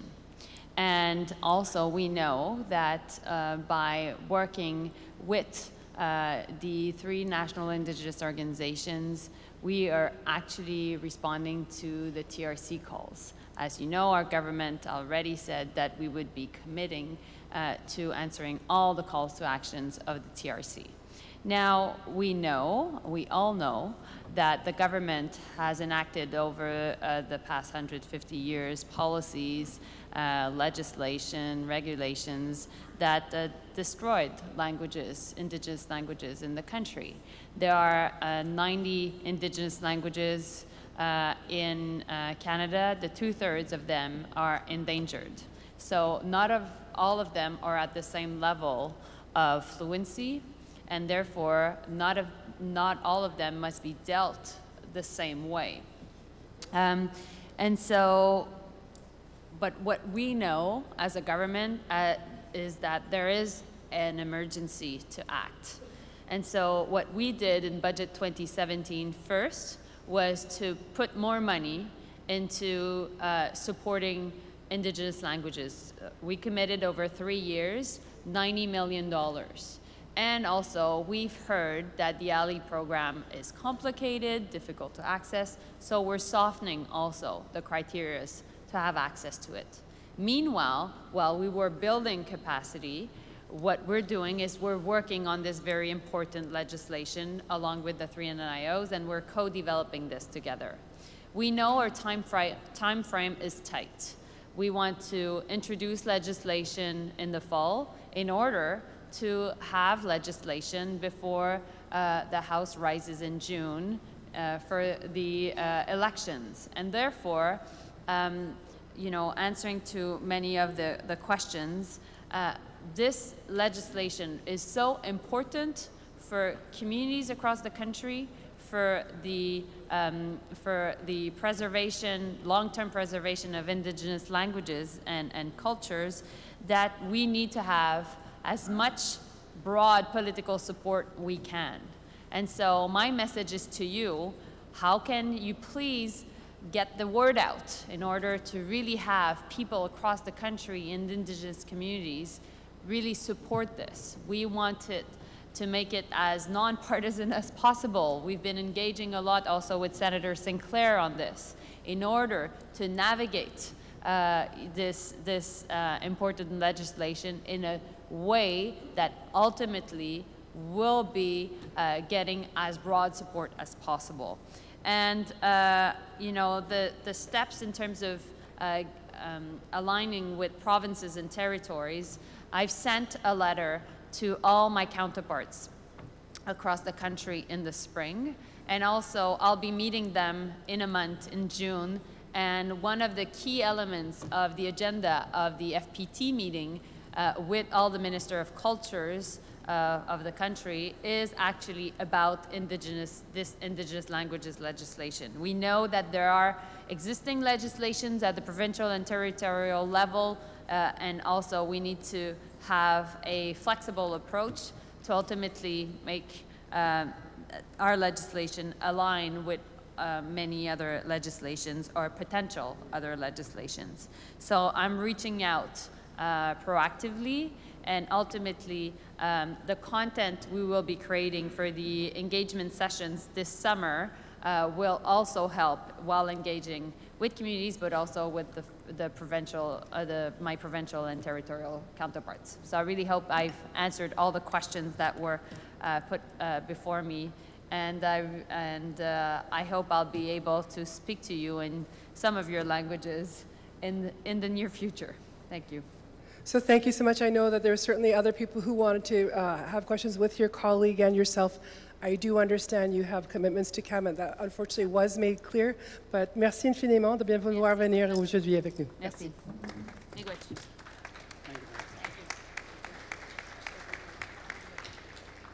Thank you, Madam Minister.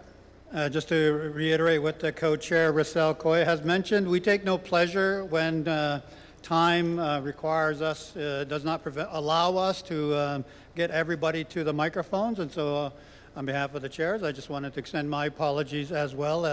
As you know, we do everything we can to get speakers on the floor. I also do want to note that as the former elected tribal chief on the U.S. portion of Akwesasne, I have many times in my career been called a sellout. And while I do not, enjoy the term, I will point out that this is an assembly for chiefs and proxies, those of you with the red lanyards and those of you who have priority on speaking.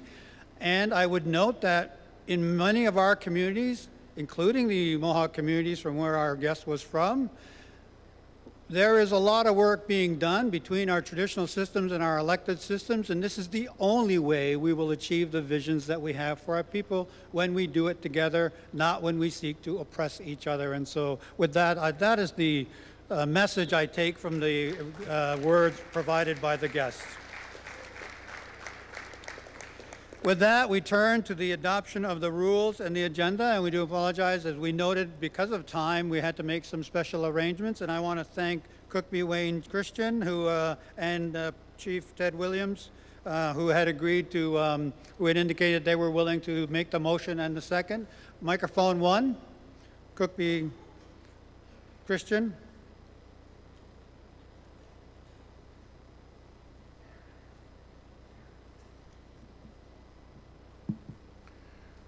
I'm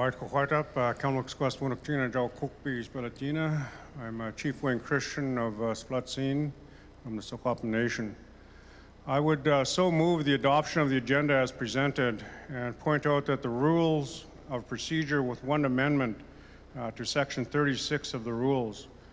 And what's really important, I think, is noted on the agenda and the notice to calling for resolutions for this special assembly and federal legislation. Only resolutions related to federal legislation, either existing or anticipated in the upcoming parliamentary session, will be accepted. That is the moved to the agenda. And I'll speak to it if you need me to. Thank you very much. Cookby, microphone 2, a seconder. Anin Bojo, Ted Williams, Nijikos, Rema Majikaning Donjaba, Gigo Dodem. I'm Ted Williams, a proxy for Chief Naganash, Chippewas of Rama First Nation, and I second that motion with the amendment. Thank you very much, gentlemen. And so the motion's been made and seconded, noting the one adjustment to our rules that only resolutions related to federal legislation will be accepted at this assembly. That has been the notice. That's been the way the resolutions procedure has run, and so we will operate on that way. Is there a need for further discussion on the agenda that you have in front of you? Yes, please. Microphone 2, Grand Chief Kelly. Good morning. Good morning, everybody. Doug Kelly, proxy for Sewali. Wanted to express a concern that was shared in the BC caucus this morning. Appreciate the clarification, Cookby. I was teasing my brother. He's been coming to these meetings for so long now, they're calling one another a dinosaur. I always get them mixed up. Wayne's the dinosaur and Ron's the fossil. Well, I haven't been coming quite as long. When I started attending, Regional Chief Roger Augustine looked as young and as good-looking as Jaime, who was sitting beside him up here this morning. So a warning to you, Jaime, don't stay too long. So comment, Chief? There isn't enough time. You know, I appreciate the reduction of the resolution, so I want clarification. What does that reduce the number of resolutions to? That's my first question. The second is, my assumption is that we can deal with those other resolutions in July, 2 months' time. The third is I want as much time as possible to talk about the resolutions themselves. It takes time for this assembly to get to a consensus, and you know what? I doubt we can do it here, but we need to try. And when I look at the agenda, it's all talking heads. Too many talking heads, not enough time for the chiefs to debate the resolution and look for and reach a consensus. So you have a difficult job, and I wish you luck. Thank you very much. I'll give you the numbers in terms, I can get you the exact numbers on resolutions, but there were about 15 that were submitted in advance. A couple were combined together with the permission of the mover and seconders. A couple were deferred to the July assembly. You had those ones that arrived in your package, and there are a few more floating around sort of late. And as a reminder, the deadline clearly indicated as we've approached the meeting is 1 o'clock today for late deadlines, given that it's only a 2-day assembly. And thank you very much, Grand Chief, for your support on the time management challenges that the co-chairs will have. With that, seeing no further discussion on the motion, let us see if there is there.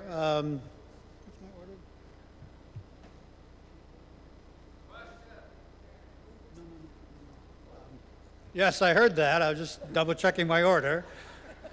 All those in favor of adopting the agenda and the rules as noted with the one amended? Any opposed? Any abstentions? Seeing none, you have an agenda and rules for the assembly, and let us make every effort to respect them. As we like to call them, the Chief's rules. Merci infiniment, mon co-présidente. Merci. Thank you very much for this extraordinary assembly. Thank you again for one of my co-chair as well.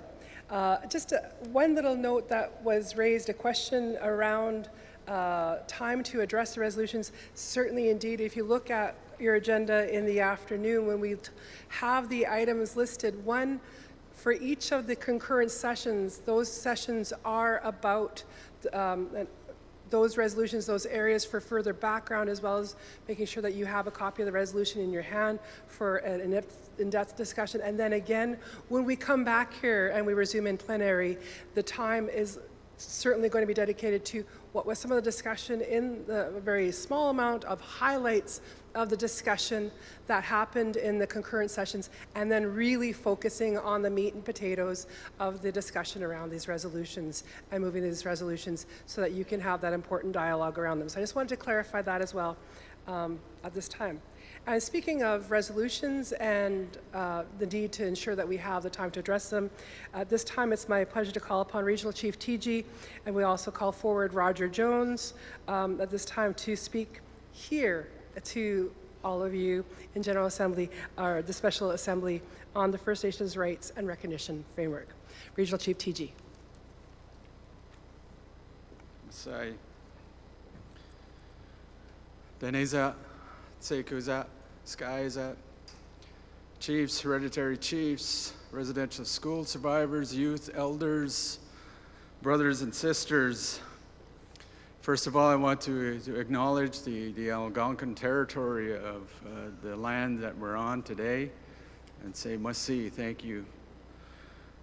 First of all, I just want to also give acknowledgement to Akailko, Grand Chief Edward John. This is a position, the speech that I'm doing right now was for Grand Chief Edward John to give his view on rights recognition. He can't be here today. Our thoughts and prayers are out to Grand Chief Edward John Akailko in the loss of his sister just a few days ago. And I also want to send my condolences to Norway House and those 3 young children that were lost, and to Kevin Hart and his region. So I was brought up here to talk about the, more importantly, at least from my region of British Columbia, and our experience in regards to rights and recognition. And previously, with Minister Bennett, who came up here and talked about the implementation of what she saw was a way forward in regards to the 21 questions that she brought forward, the Recognition and Implementation Indigenous Rights Engagement Guide. And on April 12th and 13th, we had an opportunity to meet in British Columbia with not only our federal counterparts, but also the provincial government, who are also interested in recognizing the rights of our Indigenous people in British Columbia. And in many respects, this is what we did with that document. We ripped it up. Our chiefs came and said, this isn't the right way. So what we did develop was our own way to talk about what it means in the recognition and implementation of our rights. And it's quite important because out of British Columbia, and in the back this morning, there were 5 hereditary chiefs from the Delgamuukw stay-away court case from the Gitxsan-Wet'suwet'en region, where there was many court cases out there, the Tsilhqot'in, the Haida, where there is recognition of our inherent rights. And it's in case law, but it's never followed through by the federal and provincial governments. And that's a fundamental issue in regards to the recognition of our rights, where we have inherited these rights for many generations. And in this territory, Algonquin people, prior to the Quebec government, prior to the federal government, there was the Algonquin people here. They had their rights here, they had their ways, they had their governance here before any colonization came here. Well over 151 years. And I think that is the fundamental recognition that we need to see in the recognition of our rights, which speaks to not only the case law, but also the Constitution and Section 35 that was brought out in 1982, that it is very important that much of what we're seeing here and what we're talking about is already there, but it's never really implemented by the federal and provincial government. So out of the meeting that we did have on April 12th and 13th, we developed a recognition and implementation rights forum, a document where we're really looking at setting the stage for our people in regards to how we see the principles of the legislation. Some of the highlights was to really look at the principles of reconciliation. What does reconciliation, how is that defined by our people, not only in British Columbia, but across this country? Rebuilding the trust. This is a really important part that we need in moving forward, because I know, quite frankly, 10 years ago, we had the opportunity in British Columbia for our rights to be recognized by the provincial government. It was called the R&R legislation that was brought forward by the Liberal government at the time. But there was quite a bit of apprehension because the legislation was developed in a vacuum without proper consultation with our communities. And hindsight being 2020, we look at that legislation now and we see it as a missed opportunity. And I think now what we've learned from British Columbia is that as we develop this legislation, it has to come from the people. It has to come from the nations. It has to come from the communities in the development of this legislation, where in British Columbia in 2008, that didn't happen.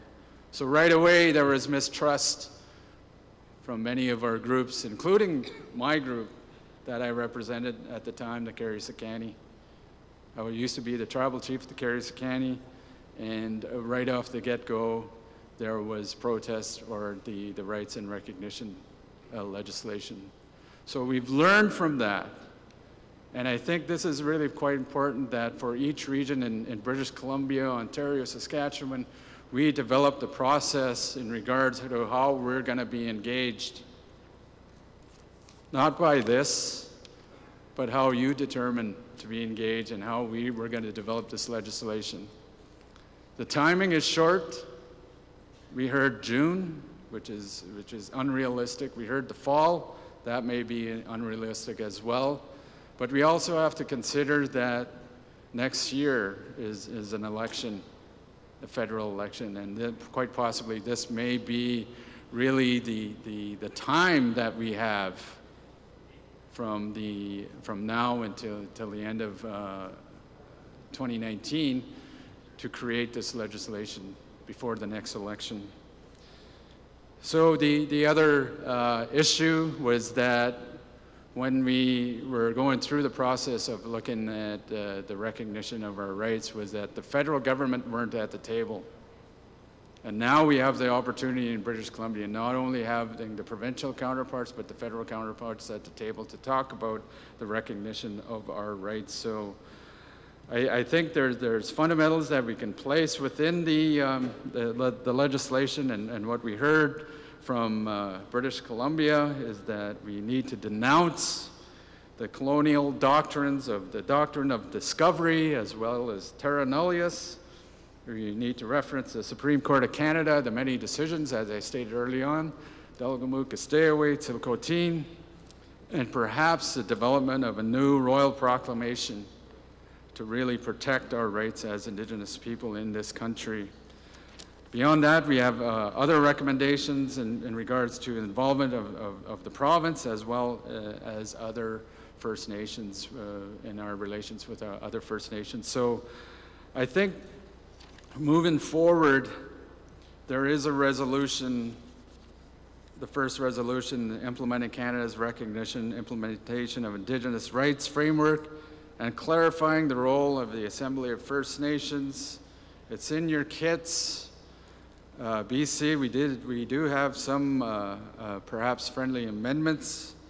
Certainly to really clarify the role of the AFN and make sure that it's within the resolution that we're not the rights holder. It's our communities, it's our people, and the determining of our governance. I certainly know, and I've heard it time and time again, at least in British Columbia, that our traditional governance are our true governance in terms of who makes decisions and determining a way forward. I think this is a real opportunity for our people to realize the recognition of our rights. I know there's some mistrust right now in regards to the process. I think it needs to be determined by your people, by our regions. It needs to be resourced. And I think, you know, going back to when Carolyn Bennett came out to many of these regions, including Prince George and Vancouver. Vancouver had approximately 30 participants, Prince George even less, 12. It really states, you know, how the process in terms of the federal government, how that's moving forward isn't the right process. But what we did come out of the April 12th and 13th meeting in British Columbia is that we've started the process, and it's just the beginning.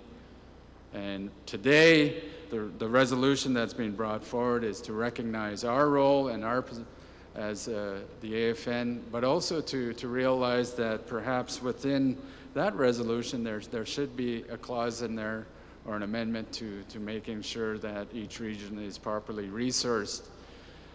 This is quite an important time in our history, and we need to take advantage of this opportunity. Lastly, I just want to say thank you to my nominators, and I will be running for national chief. No, I'm just kidding. I'm kidding. Perry, don't worry, I'm not running for national chief. You see how weak we are. Yeah, sorry about that. But tomorrow morning, Prime Minister Justin Trudeau will be here, and at one of the first meetings in his administration, the statements that he made that the most important relationship was with the Indigenous people of Canada. And he needs to hear that again, and he needs to live up to many of the promises that he came with his platform, and we need to take responsibility for some of this and realize that this is an opportunity for our people, for our rights to be recognized, and we determine the process and we determine how that's defined. So I just want to thank you for that, and I just want to thank Grand Chief Edward John for considering me to speak in his time slot, and my thoughts and prayers go out to Akailko, Grand Chief Edward John. So I must say thank you.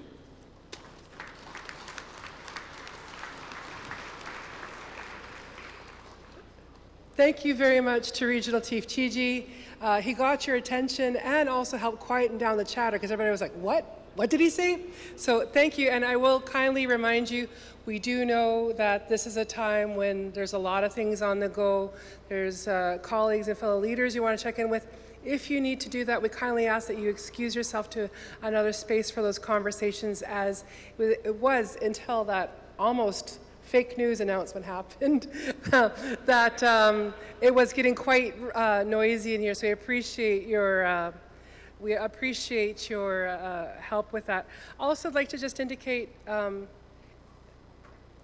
that we did mistakenly announce that it was a different place, but it's a Nelson House where they have had the loss in the community. We do know that our hearts go out to them at this time. So with that, it's my pleasure to call upon, instead of Roger Jones, we're very delighted to call forward Amber Potts, who is the Director of Policy and Research Coordination with the Assembly of First Nations, to go further into this important topic. And there will also be a PowerPoint in French and English on either screen. Thank you.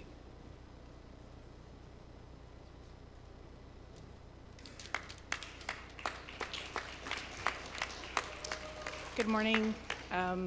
Thank you. I want to acknowledge the elders and the youth this morning for their prayers, the drum, and all the chiefs and grand chiefs for joining us here today, and acknowledge that we're on unceded and unsurrendered Algonquin territory. This is my first time addressing chiefs in assembly, and I'm very honored to do so, and also a little bit nervous. So,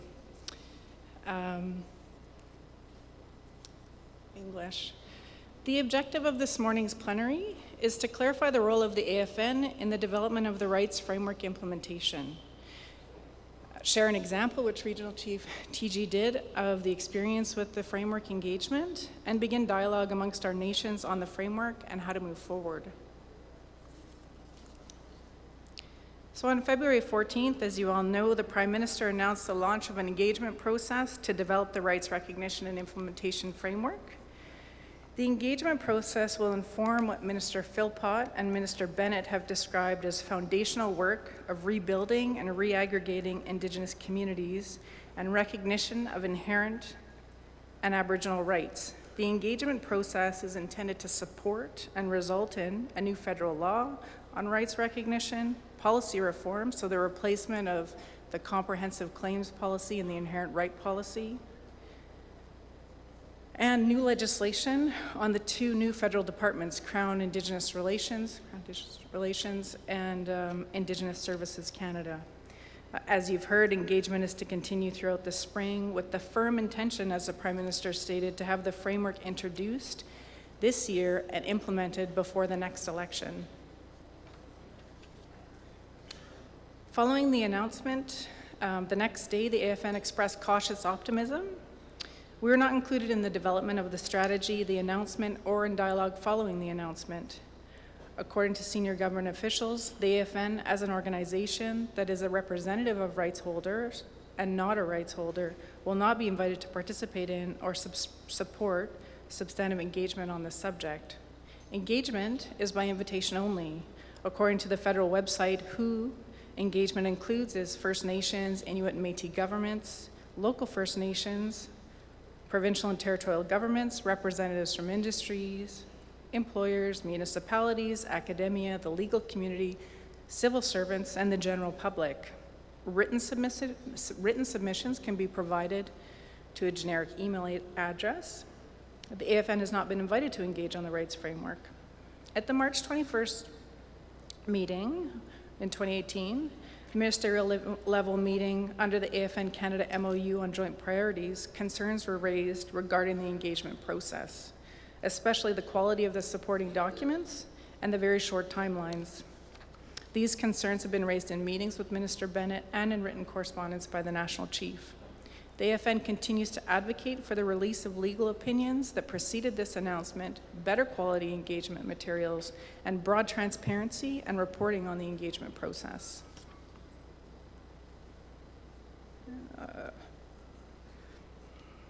Government commitments related to recognizing First Nations rights have been positive. In mandate letters from the Prime Minister to ministers, instructions include advancing a renewed nation-to-nation relationship. At the December 2015 Special Chiefs Assembly, the Prime Minister committed to full implementation of the TRC calls to action and the United Nations Declaration on the Rights of Indigenous Peoples. On June 12, 2017, the Prime Minister and the National Chief signed an MOU that is an agreement, a commitment to meet and discuss joint priorities, including working with First Nations jointly to decolonize and align federal laws and policies with the UN Declaration and inherent and treaty rights. The MOU also speaks of discussing with the AFN proposals for United Nations Declaration implementation legislation. On November 20th, the Minister of Justice announced the federal government's commitment to support Private Members Bill C-262, implementation of the United Nations Declaration on the Rights of Indigenous Peoples. This bill was tabled by NDP Member of Parliament Romeo Saganash. On February 14th, the Prime Minister reiterated this commitment to support Bill C-262 and announced the launch of the process to develop the rights framework. Canada's current approach raises a number of questions. First Nations are transitioning away from colonial structures to self-determination and are rights holders for the purposes of engagement and consultation. and for determining the shape of any new governance structure. AFN is not a rights holder. AFN is a representative institution providing a place for First Nations to work together when and as mandated to discuss common questions and challenges. With regards to the rights framework, what is needed to secure free, prior, and informed consent of First Nations rights holders? Free, prior, informed consent, can it be achieved in the time frame proposed, whether it's June or early fall? The approach currently is inconsistent with the commitment to implement the TRC's calls to action with regard to publishing legal opinions. That's called Action 51. This would be an appropriate situation for Canada to be transparent, act in accordance with the UN Declaration and Call to Action 51, and share its current drafting and underlying legal analysis on its current approach to engagement and drafting of the rights framework.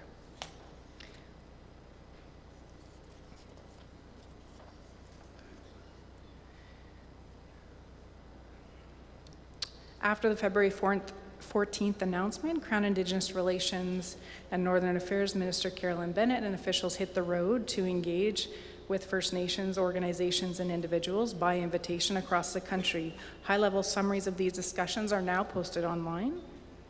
And I thank Regional Chief Terry Teegee for speaking on the British Columbia experience. So what can the AFN do? We continue to advocate for a clear and transparent process. We continue to call for alignment of government commitments with government actions. We can support and lobby for what the regions, treaty territories, and First Nations want. Regional Chief Terry Teegee outlined a number of these considerations, but I'll just reiterate them. Given the federal election in October 2019, there is limited time to table legislation. What approach do we wish to take in respect to timing and process? What needs to be done to get this right? What process options are there for First Nations rights holders to be involved in drafting and provide free, prior, and informed consent? The current engagement process is by invitation only. Government is gatekeeping access and resources for engagement activities on the rights framework and government proposed nation building activities. What approach is respectful for First Nations rights? Should First Nations define the process? How do First Nations wish to work together through the AFN to seek changes to the current dialogue and the process? As you know, there's a resolution mentioned by Regional Chief Teegee that should be in your packages, and there's a number of amendments to it already. This afternoon at 1 o'clock in this room, there's a dialogue session. Senior Assistant Deputy Minister for Treaties and Aboriginal Governments, Joe Wild, will join us to answer questions on the rights framework process. In addition, Member of Parliament Romeo Saganash will speak to his current bill on the House, implementing the United Nations Declaration on the Rights of Indigenous Peoples. I look forward to seeing many of you there at that dialogue session. Thank you for your time this morning.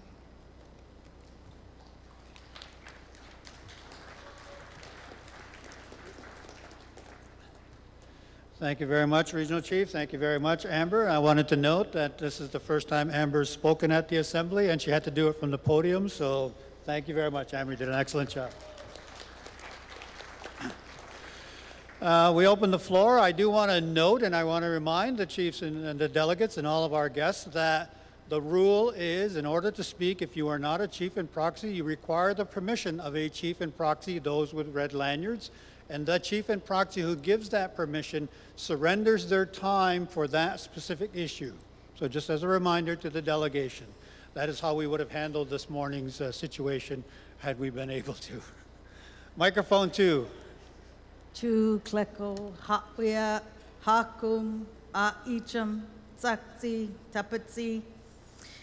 It's a great honor and pleasure to speak before you. My name is Dr. Michelle Corfield, and I'm representing the hereditary leadership of Lake Cowichan First Nation. I want to thank you for your presentations, Regional Chief. I'd like to thank you, National Chief. I am a little nervous, which most people in BC would probably be a little worried about if I said that. However, we're talking about recognition legislation. I don't need to be recognized as an Aboriginal person who holds title. I need it to be affirmed. that I am an Aboriginal person who holds title in British Columbia or Canada. I ask you, Chiefs in Assembly, to move away from reconciliation legislation to affirmation law. We need to be affirmed in this country. We need to be affirmed as peoples in this country. We don't need to be recognized. We've never been not here. We are here. We need that affirmed in legislation. So I ask you to think about that and I haven't even read the resolutions. But that is the #1 key component.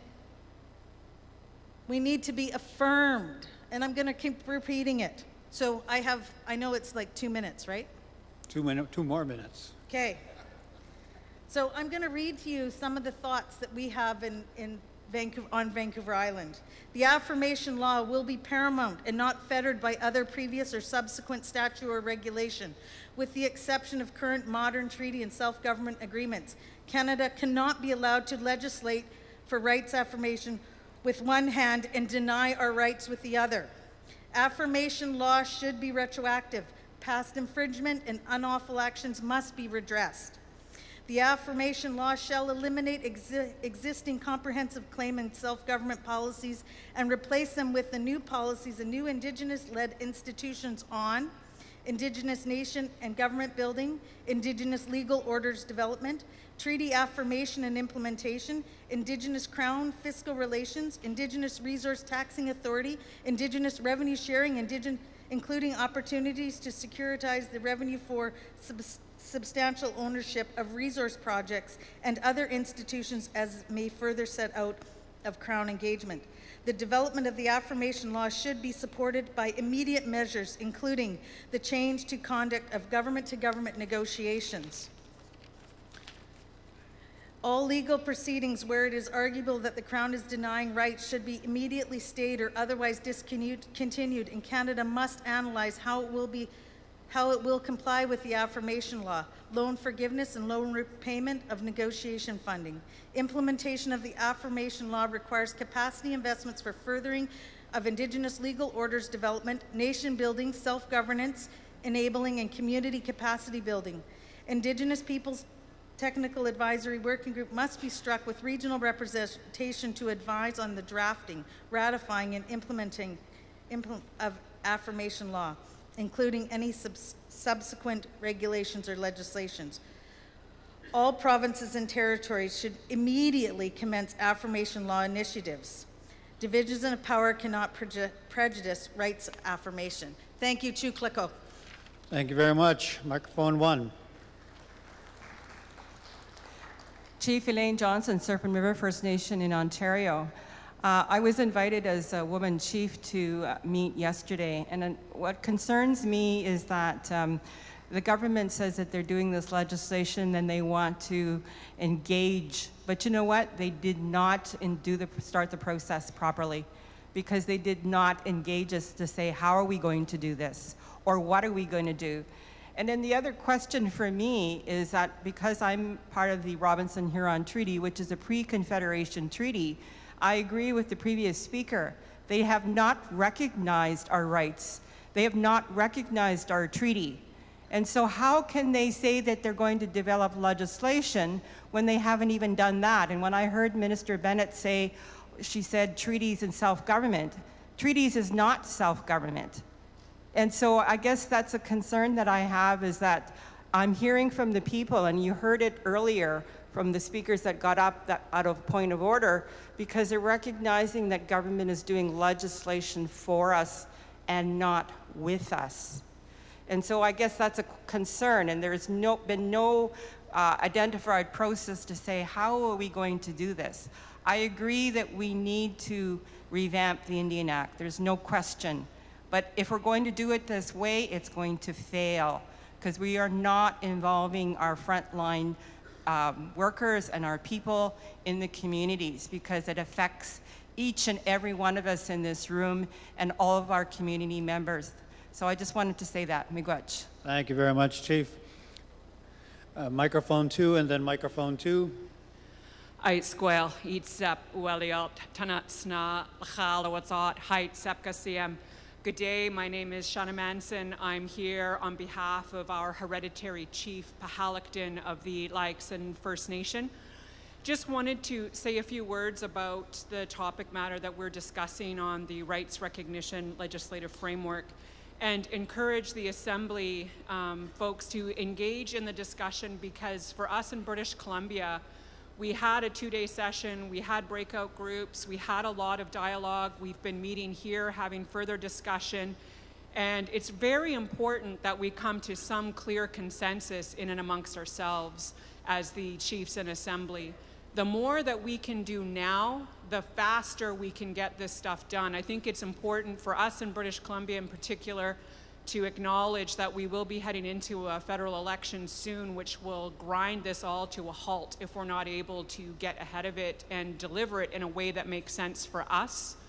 That's very important. It's also important, as the previous speaker has noted, and it was mentioned in our BC caucus and it was mentioned in Vancouver, that when we're talking about reconciliation, we're talking about something that was whole, that was then broken, that now must be reconciled and made whole again. And that is not our situation as Indigenous people and our relationship with the Crown. So I support and agree with the concept of looking at affirmation rather than the concept of reconciliation, because we did not have that equal relationship that somehow, unbeknownst to us, got disintegrated and now needs to be brought back together. So on behalf of our hereditary chief, Pahalaktin, just wanted to say that we want this legislation, but we want it done quickly. We don't want to spend a lot of time lamenting about the process. We want to take what we've got, get our direction clear, and come to consensus with one another so we can move it forward. Haitsep Gasiem. Thank you very much. Proxy Manson. Microphone 2 and then microphone 2.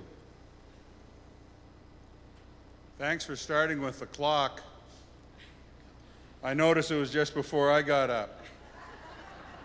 Is it on the screen? I'll do my best. So a couple things. First, thank you, Terry, for being Ed. Much briefer. Much appreciated. I love my brother Ed, I do, and I'm really sorry to hear about the passing of a loved one. And I want to thank you for standing in for our brother. You know, I really appreciated what came up in terms of recognition legislation in British Columbia. There was fear. There's fear about legislation, and that's real. And we have to manage that fear. We have to own it, we have to name it, we have to understand it to overcome it. Important, really important. We didn't do that in British Columbia. We need to now.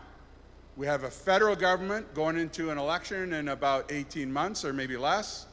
We have a razor-thin majority or minority government in British Columbia. It could fall any time. But that government is saying the same thing. They're prepared to do this work. I think the work going forward. How many Indigenous lawyers in the room, please? Don't be shy. Come on, don't be shy. We're proud of you. We have incredible capacity in the ranks of our citizens and our leaders. We should be organizing a lawyer caucus that by region. And we should be developing legislation that recognizes and supports regional differences. I don't want my brothers and sisters with numbered treaties opposing work we're doing in British Columbia because their interests aren't being taken into account. I don't want my brothers and sisters in British Columbia opposing what numbered treaties might want, because we don't have that. We need to be mindful and respectful of our differences. When we get past the differences, we begin to see we have more in common than we actually have different. So I think we need to structure the work in the next year and a half where we co-author that legislation. That legislation takes into account multiple chapters. A chapter for British Columbia, a chapter for perhaps the prairies with the numbered treaties, and whatever approach we need to take. We should allow for that flexibility. We need to be creative. We need to take this opportunity to move the work, and we need to make sure that we overcome the fears. I want to be clear, and it's no disrespect to any candidate for the national chief, none. I don't support the federal government treating the AFN like it's a cabinet for our people. I say the same to my brothers and sisters on the BC First Nations Leadership Council. They understand it. Our chiefs tell them all the time, on these issues, you do not speak for us. Get out of the way. So it's not just Carolyn Bennett that has to get out of the way. Sometimes it's our own people sitting in the front that have to get out of the way. Thank you, Harold. Thank you very much, Chief. Microphone 2, and then microphone 1. Chief Wally Burns, James Smith Cree Nation. I'm just going to represent, well, my Grand Chief wants to speak on my behalf. And right now I'm just going to observe on what was just said based on treaties. So with that, thank you. Thank you. Welcome, Thank you, sir. Chief. They, Lanate, Dancer, and MP2 Wash Day. But though I acknowledge all of you here. For the record, Perry, I just want to make an invitation onto the ministers that just spoke here, and to yourself, to the Prince Albert Grand Council, territory, Treaties 5, 6, and 8 and 10. I want to make that invitation. We just have a little time when we speak here, but we want meaningful engagement. I guess on a recognition and implementation on the rights framework, and also the language legislation. So for the record, National Chief, and I acknowledge all of you here, we make that invitation. And there is a letter going forward to the Prime Minister and Minister Bennett regarding this framework that's going to be worked on. So with that, I acknowledge all of you. Thank you for listening to me. Hi. Thank you very much, Chief. Thank you very much, Grand Chief. Chief Chamberlain, microphone 1. Gealakas le hamas le clotle. Nu guam owadi gail lach a quequasutinu chwatmis muskamag zaudino. Gealakas le algonquin lach juchtamas wheelamigans nunwakolas quatnala. A we gachens hootly lachlam and wastam quatnala. Lumen wastam gin no kai chas loculatle. Chief Bob Chamberlain, Quequasutinu, Chwatmis First Nation. As I noticed, the clock disappeared from the screen, so I thought I might get up and share a few thoughts. Especially on this occasion, and Jim, I took your picture, Doug, because I agree with what you just said. The AFN does not hold title. The Union of BC Indian Chiefs does not hold title, neither does First Nations Summit, neither does BCAFN, nor any other organization put together to represent First Nations interests. And none of these organizations have the authority to advance a description of what a nation is to the Canadian government. I know our people, we come from Tsakame, and it's an origin story of our people. And the sons that he had went to various places in our territory. And they formed Namima, which many of you would understand as a clan or a house. That is our nation. We have the Chwatmis people, same situation. That is our identity born from our creation stories. And it's no better or no worse than any other story of any people around the world. That's what I've been taught. And the government right now wants to aggregate First Nations, and I can understand why they would want that. It's an easier formula and path for them to engage. But an aggregation does not meet the needs of our identity, of our peoples. And I will forever stand up and speak of the truth of our people's culture and identity.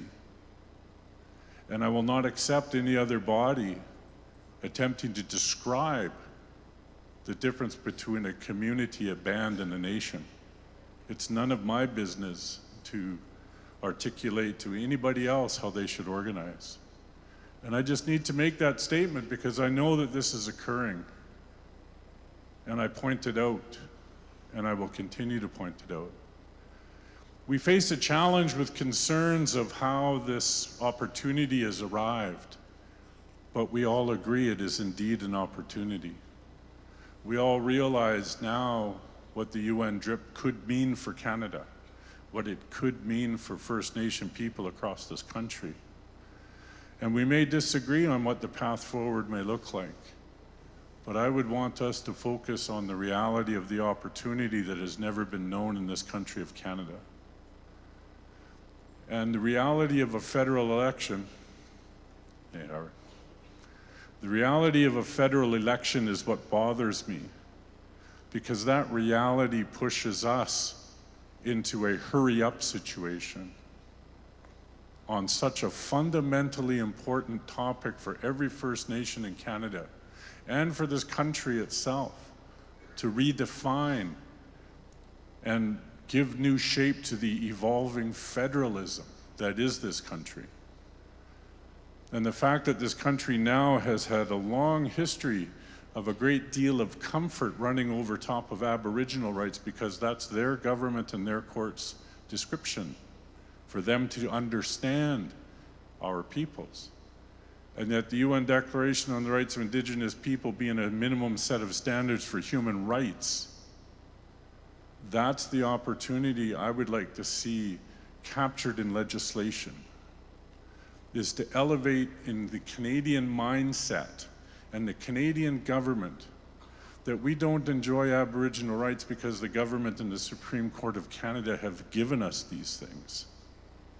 But I would like to see us have something that elevates and recognizes our Aboriginal rights and our titles and our lands at a human rights level so we can continue this work beyond an election of a federal government. And let the next government come in that may not agree with that development, stand up to Canadians and say, we are knowingly, willingly going to repeal this legislation and remove the recognition of human rights of Aboriginal people, and let that government be accountable to the international community. And so that we take the proper time and space to ensure that we get this right for all of us, that this rising tide lifts us all, regardless of how we organize ourselves, regardless if we're treaty of the numbered variety or before Confederation or modern day treaties or other nations that are trying to find justice today. Hi, Howard. But I just wanted to share these thoughts with everybody and some considerations so we don't lose this opportunity, but we don't rush in and compromise what our peoples deserve in this country. Gela Kasa. Yeah. Thank you very much, Chief Chamberlain. I did want to note the passage of time because that's important to set that precedent, but I didn't see a lot of other speakers at the microphone at this time. But I did want to note, Chief Chamberlain speaks from an informed position because not only being the chief of his community, he's also a member of the Union of BC Indians Chiefs Executive and is also a member of the First Nations Leadership Council. So really speaks from an informed position in terms of how those different layers of representation and advocacy work. Microphone 2. Oklahoma, Les Dorn, Histak Shitla, Yusluathat, Hiksu, May McCarthy. My name is Les Dorn. I'm the elected president of the Iqaluit First Nation on the west coast of Vancouver Island. We're a modern day Treaty Manilth holder, and I just want to say to you, all of you, is that I do not want to let this opportunity pass. We do not want to miss the target on this one. We're on a very short timeline. Pleco. Thank you very much. Microphone 1. Cookby Christian, and microphone 2. Thank you, Mr. Chair. Cookby Christian. Our ancestors in 1910 put before the federal government a document called the Sir Wilfrid Laurier Memorial. and very clearly outlined what our nations were looking for in terms of a nation-to-nation dialogue with Canada. And so Canada, 108 years later, actually has put something on the table that resembles some of the words that we talked about in terms of coexistence, in terms of the ability for us to own and share the resources with Canadian settlers that came into our lands. So I think this is an opportunity to look at those kinds of processes. I think it's really, really important we understand we have to move out of the realm of consultation. Consultation is really a process that's dead-ended. It's in a one-way process. If we're really looking to consent, we need to look at new models of consent. And I heard my brother, what's his name? What do you call him over there? Windbag? Oh. Point of order. Anyways. Please address the comments to the chair. Okay. Well, I'm just reacting to his fossil comment. Yeah, I know. Anyways, but talking really about how do we organize ourselves in such a way so that we can actually move the agenda. We're not accepting Canadian law. What we're doing is putting forth our law and our processes. It is not about being in that framework of Canadian processes. It is about Secwepemc law or Indigenous law, and it's how do we see, as an example, the treaties in terms of the spirit and intent of those treaties were nation to nation. They were not subservient to Canada. They weren't subservient to the province. So I think when we organize in this process, we have to think about it in that context. But taking a document like the 1910 Memorial that outlined a nation-to-nation process, I think we here collectively need to be mindful of that. And yeah, there's a time frame, but why do we have to accept that time frame? Let's do it under our own time, under our own laws, with our people to do it right. So, Kukshan. Thank you very much. Thank you very much. Microphone one, Chief Morvan. Hello. Hello, my name is Charles Morvan. I'm the elected chief counselor from the Niska village of Gitwin-Sith. I just wanted to come up here to say a few words about some of our discussion in our BC room and in regards to some of the concerns of what has been said that a few of the regions may not be supporting this legislation. And because in BC we're ready to go. We've been ready for quite a while. And we wouldn't want to see an opportunity pass where we believe we can make a lot of progress within British Columbia. So if there are regions within Canada right now, First Nations that are opposed, we in BC, it was said this morning that we hope that you come with solutions to what you're opposing so that we could not miss this opportunity to move forward. So thank you. Thank you very much, Chief Councillor Morvan. Microphone two, then microphone one. I'm going to turn this way because I want to speak to the people. Because you are the rights holders, not the people sitting behind us. My name is Yohadje Nyangats Ava Hill, the elected chief of Six Nations of the Grand River. And I agree that this is an opportunity for us, but it's also a threat. So we've got to make sure that we seize that opportunity. I, as an individual, have been talking about nations for a long time. I'm a Haudenosaunee. We are Six Nations. We come together as the Haudenosaunee. There are not 633 nations, but I think 50 to 60. And this is our opportunity to come together as a nation.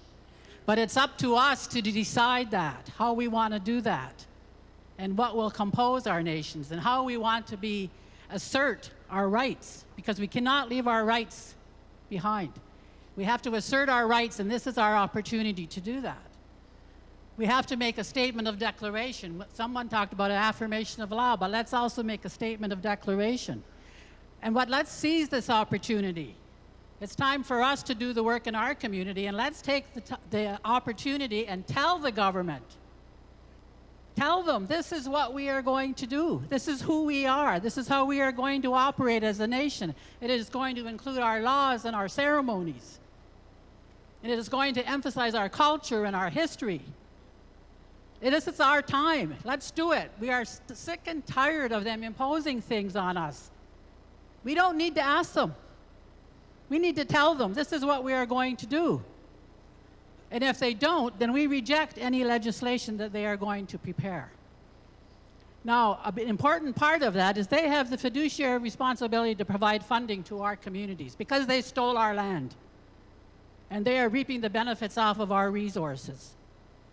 So if they want to continue to transfer those resources and that fiscal responsibility and that financial resources to our communities, I understand they have to have some legislation to do that if we get rid of the Indian Act. So if they're going to do any legislation, all that should be is a legislation to transfer funding to us that they rightfully owe to us. Now, as we move forward in this, I think that there's a lot of work that needs to be done. Even whatever legislation they do, we have to be there. We have to take control of it. We have to co-design it. We have to implement it. So I want to recommend for discussion that maybe we look at some kind of a working group. We appoint individuals who are going to sit with the government officials and co-design that legislation. And we are going to have majority members on there. We insist on that. So as I said, it's time for us to tell and quit asking. So if we don't get what we want, then we reject what they're doing. But we have to come together as a people. We have to come together within our own nations. I know we have disagreements, but now is our time to do that. And I'm glad we're having a discussion. Grand Chief Kelly mentioned earlier that there was a bunch of talking heads here. This is what these chiefs' assemblies are for, is for us to have this dialogue, which is so, so important to us, and so important to the people, and so important to those future generations that are looking for us to set the path. So let's keep the discussion going, and let's work together, and let's stand up for the proud nations that we are. Nyawa.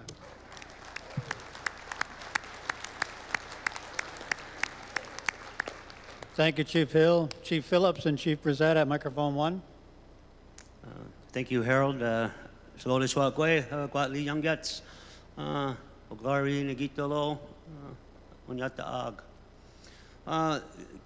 afternoon, everybody. I welcome this traditional territory that my family and my bloodline has been on since forever. So I'm not going to put any titles on that. But welcome to Haudenosaunee territory, too. National Chief, when Carolyn Bennett and then Trudeau got elected, they came here and they started making some noise about relationships. And they started talking about government to government, nation to nation. And I got up a year ago and said that there shouldn't be any discussion at that level unless you're going to include Oneida. I know you're nodding because I know you remember it. We've had this discussion before. I've also had the same discussion with Carolyn Bennett a few times since. Nothing. So this morning I left the room because I don't trust and I don't believe a word that comes out of that minister's mouth. I do not believe that she's the right person in government to talk about these notions of relationships. I don't have that feeling. I've never had that feeling since she got appointed as minister. She was a critic for a number of years prior to becoming minister too, so she's well aware in terms of all of these issues. And I see no action whatsoever. The only action I've seen was the replacement of her by Minister Philpott.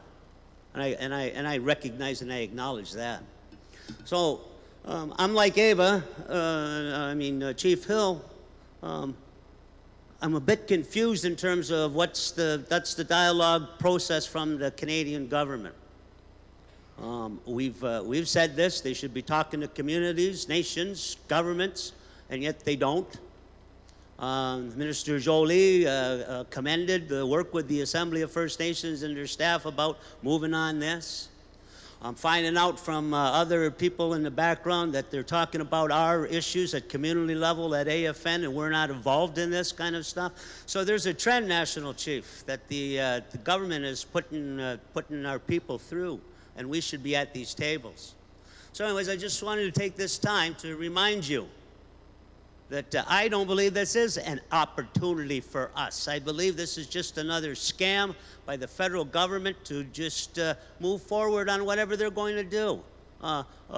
Legislation, elections. That's 2 years from now. Why are we talking about that crap? No, seriously. Well, that's what I mean. So anyways, National Chief and chiefs and delegates, no, I'm not prepared to move any resolution or sign any resolution in regards to what the federal government wants to do. They're going to do it regardless of what we say. So I'm just saying, as Ava, let's step up here. And I need you as a national chief and our leaders to kind of help us move that along. And stop saying yes to the federal government because they want to get you guys involved. Stop saying yes in terms of having these dialogues and send them straight out to the communities. Don't let the AFN be upset or assaulted because they're trying to get away from you and talk to us. That's the whole idea of this. So anyways, I encourage that, and I encourage this leadership to continue to do the same and stay the hell away from this illiberal government and all of them. Thank you. Yeah, thank you. Clearly in the threat column. Chief Brissett, Chief Day. Thank you, Mr. Chairman. I'd like to acknowledge the fact that we're back here arguing again, but I think that's our main point. You know, I was listening to everybody's concerns about Canada and whatever they're doing. Well, they do that basically because their legislation requires them to do what they're doing. And that's the way their government's set up. But my concern is this, every time we go forward, we had law. Our people had law when the non-native came here. And they were fighting in Europe. They couldn't defend Canada. So we made this country. Our people did. This is our country.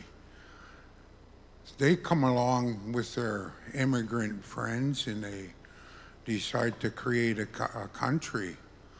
Well, that was up to them. They didn't ask us to join. And I don't think many of us did join their country.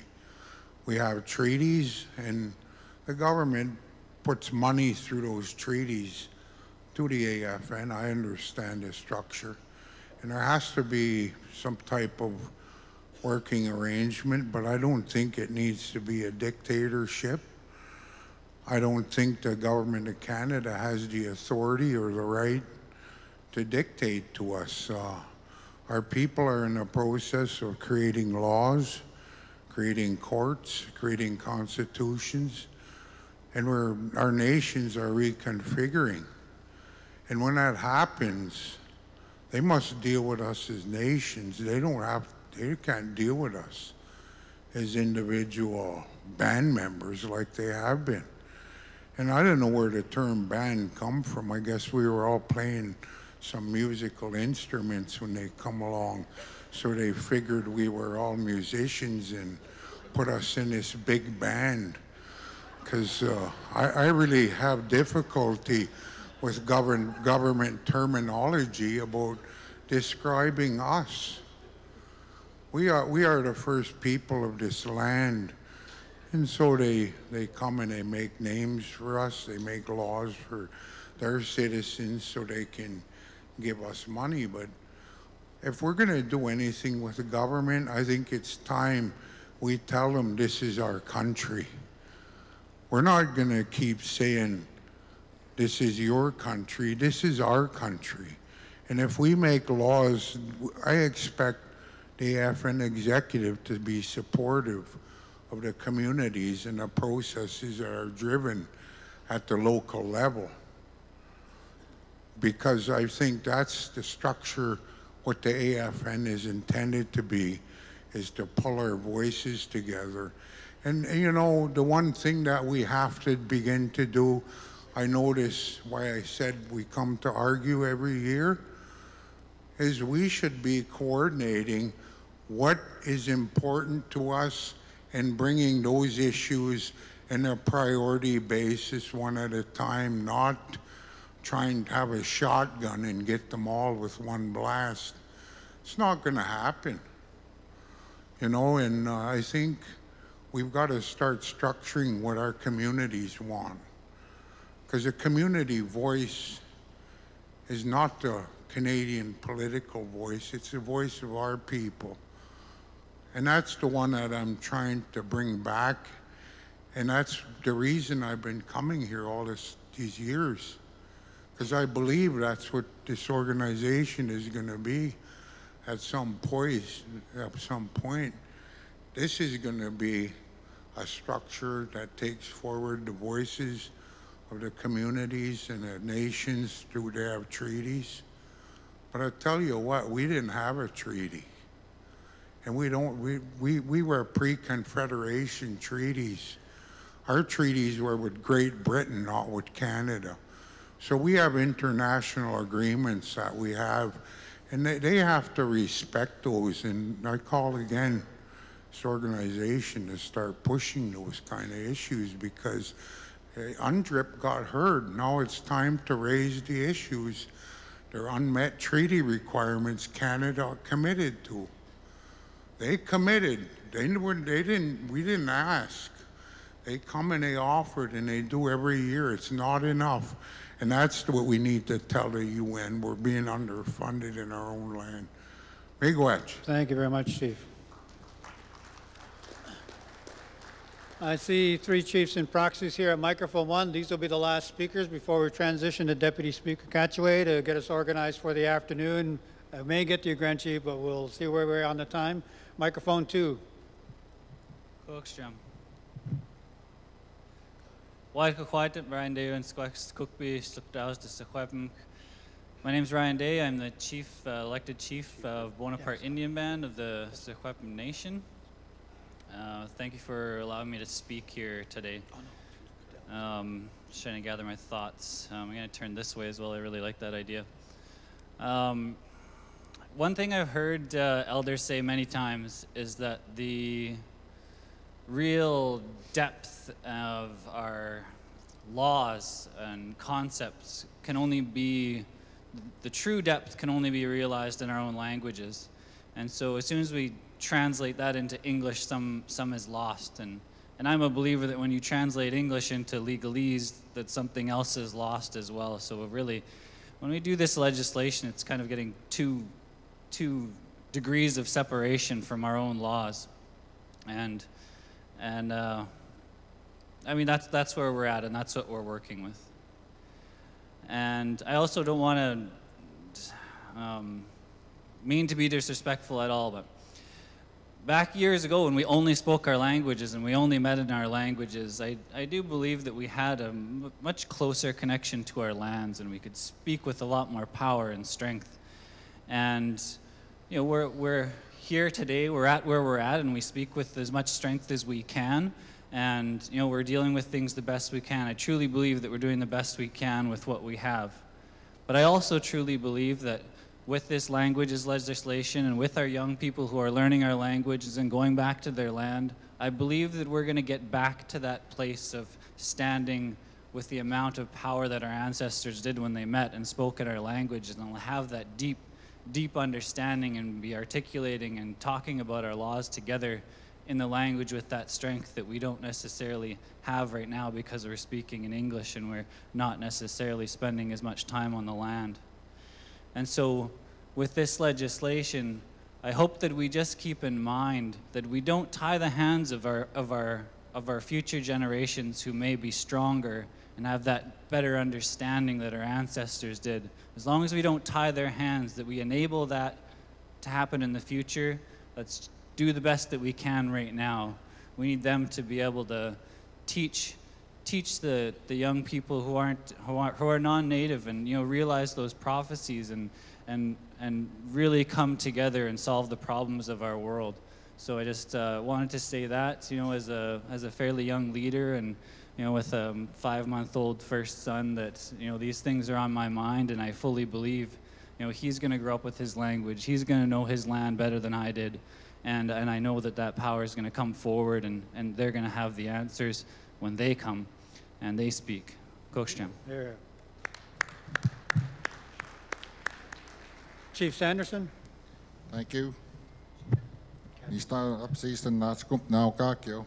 Tugamaganak, Smaganchok, Uskayok, here you go, Uskapio. My name is Chief Calvin Sanderson. I represent Chigas-Tepesin Band of the Cree Nation. I'm a band that's landless, but I am acknowledged from the federal government and the provincial government as a chief. But I do represent close to a little over 1,100 band members back at home. And these are one of the struggles that I inherited back in 2000 and when our forefathers signed treaties in 1876. And these are unfinished treaty business that I feel that this government has yet to fulfill in this year the 21st century. And I gotta commend you guys up there getting a lot of earfuls from our delegations here, because I know all the hard work you guys do up there. And the committees that are out there working on our behalf that sit at the AFN table discussing all of these issues. And I think we all know those committees that are talking about the chiefs, the chiefs' lands and territory resources, the ACE on the environment and other committees, housing. And I know you guys do a lot of work, and I got to commend the federal government coming at the table here, speaking on their behalf, because we never seen that from the former government participating at the AFN, and yet they get a earful. But you know, we've come up here to argue and agree and disagree across Canada. And there's a lot of issues out there. Housing is a big issue. Housing is one of the big major issues out there. IBAs, resource sharing, that's got to be broken from the provincial governments too. They got to start acknowledging IBAs, impact benefit agreements. So with that, you know, our forefathers signed treaties. It's the government that have to fulfill those treaties that we signed. Where's our horse and buggy? Where's our housing? Where's our education? Our medicine chest? We have to continue to remind them it's still there. Just step up at the plate and acknowledge those documents that we signed in 1876 with all the treaties in Saskatchewan that the former Grand Chief mentioned here. And I know we have a lot of differences in this table, around this table. You know, we covered a lot of, we blazed a lot of trails in this AFN. And I'm very grateful for what you guys do out there to try and bring things back home at the grassroots table. Because we gotta continue to argue our issues and to be heard there from these ministers that were here today. And I've heard now the Prime Minister might be here tomorrow, so hopefully he hears as well. So just to give you guys a little bit of acknowledgement on all the hard work you guys do. I know it's tough up here sometimes getting a earful, when you know you're just trying your best to accommodate First Nations back at home. Actually, we're staying in NASCOMP now. Thank you very much, Chief Sanderson. Proxy Cheryl Casimir, and our last speaker this morning will be Chief Cadmus at microphone 1. Thank you, Mr. Chair.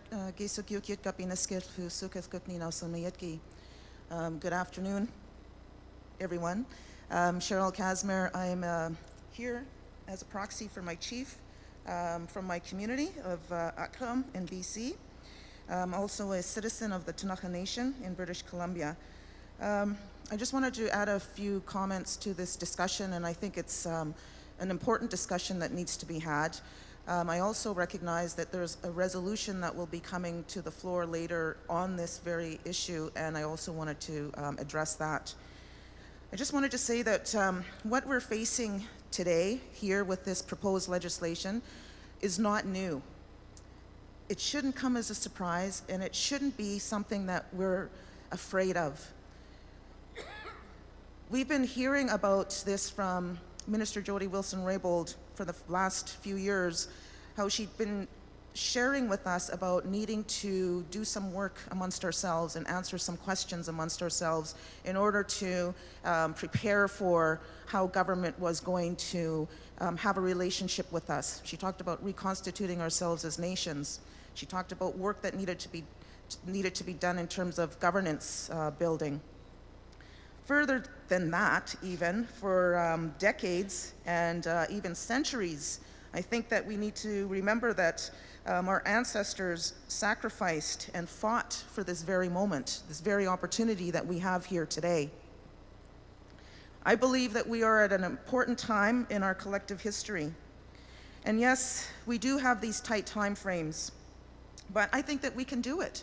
We've faced numerous challenges and numerous tight frames before in our past, and we've been able to stand up and organize ourselves and meet the challenge head on. I was at the Permanent Forum, I believe last week or the week before. I've been doing so much, I'm forgetting days. But what struck me at that Permanent Forum was listening to some of the pleas and the plight of our Indigenous brothers and sisters from around the world who are facing unimaginable human violations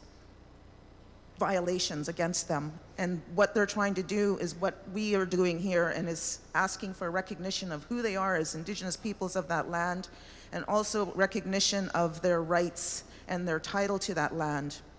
But those people are being shot anytime they want to come together and organize and protest something against their government. That's what they're facing.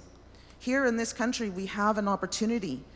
It's different for us here, and I think that we need to take advantage of that opportunity before it's no longer available to us. And I know that there's concern about this time frame and why should we be working within this government time frame. If we don't do that, who's to say who we're going to be working with come the next election?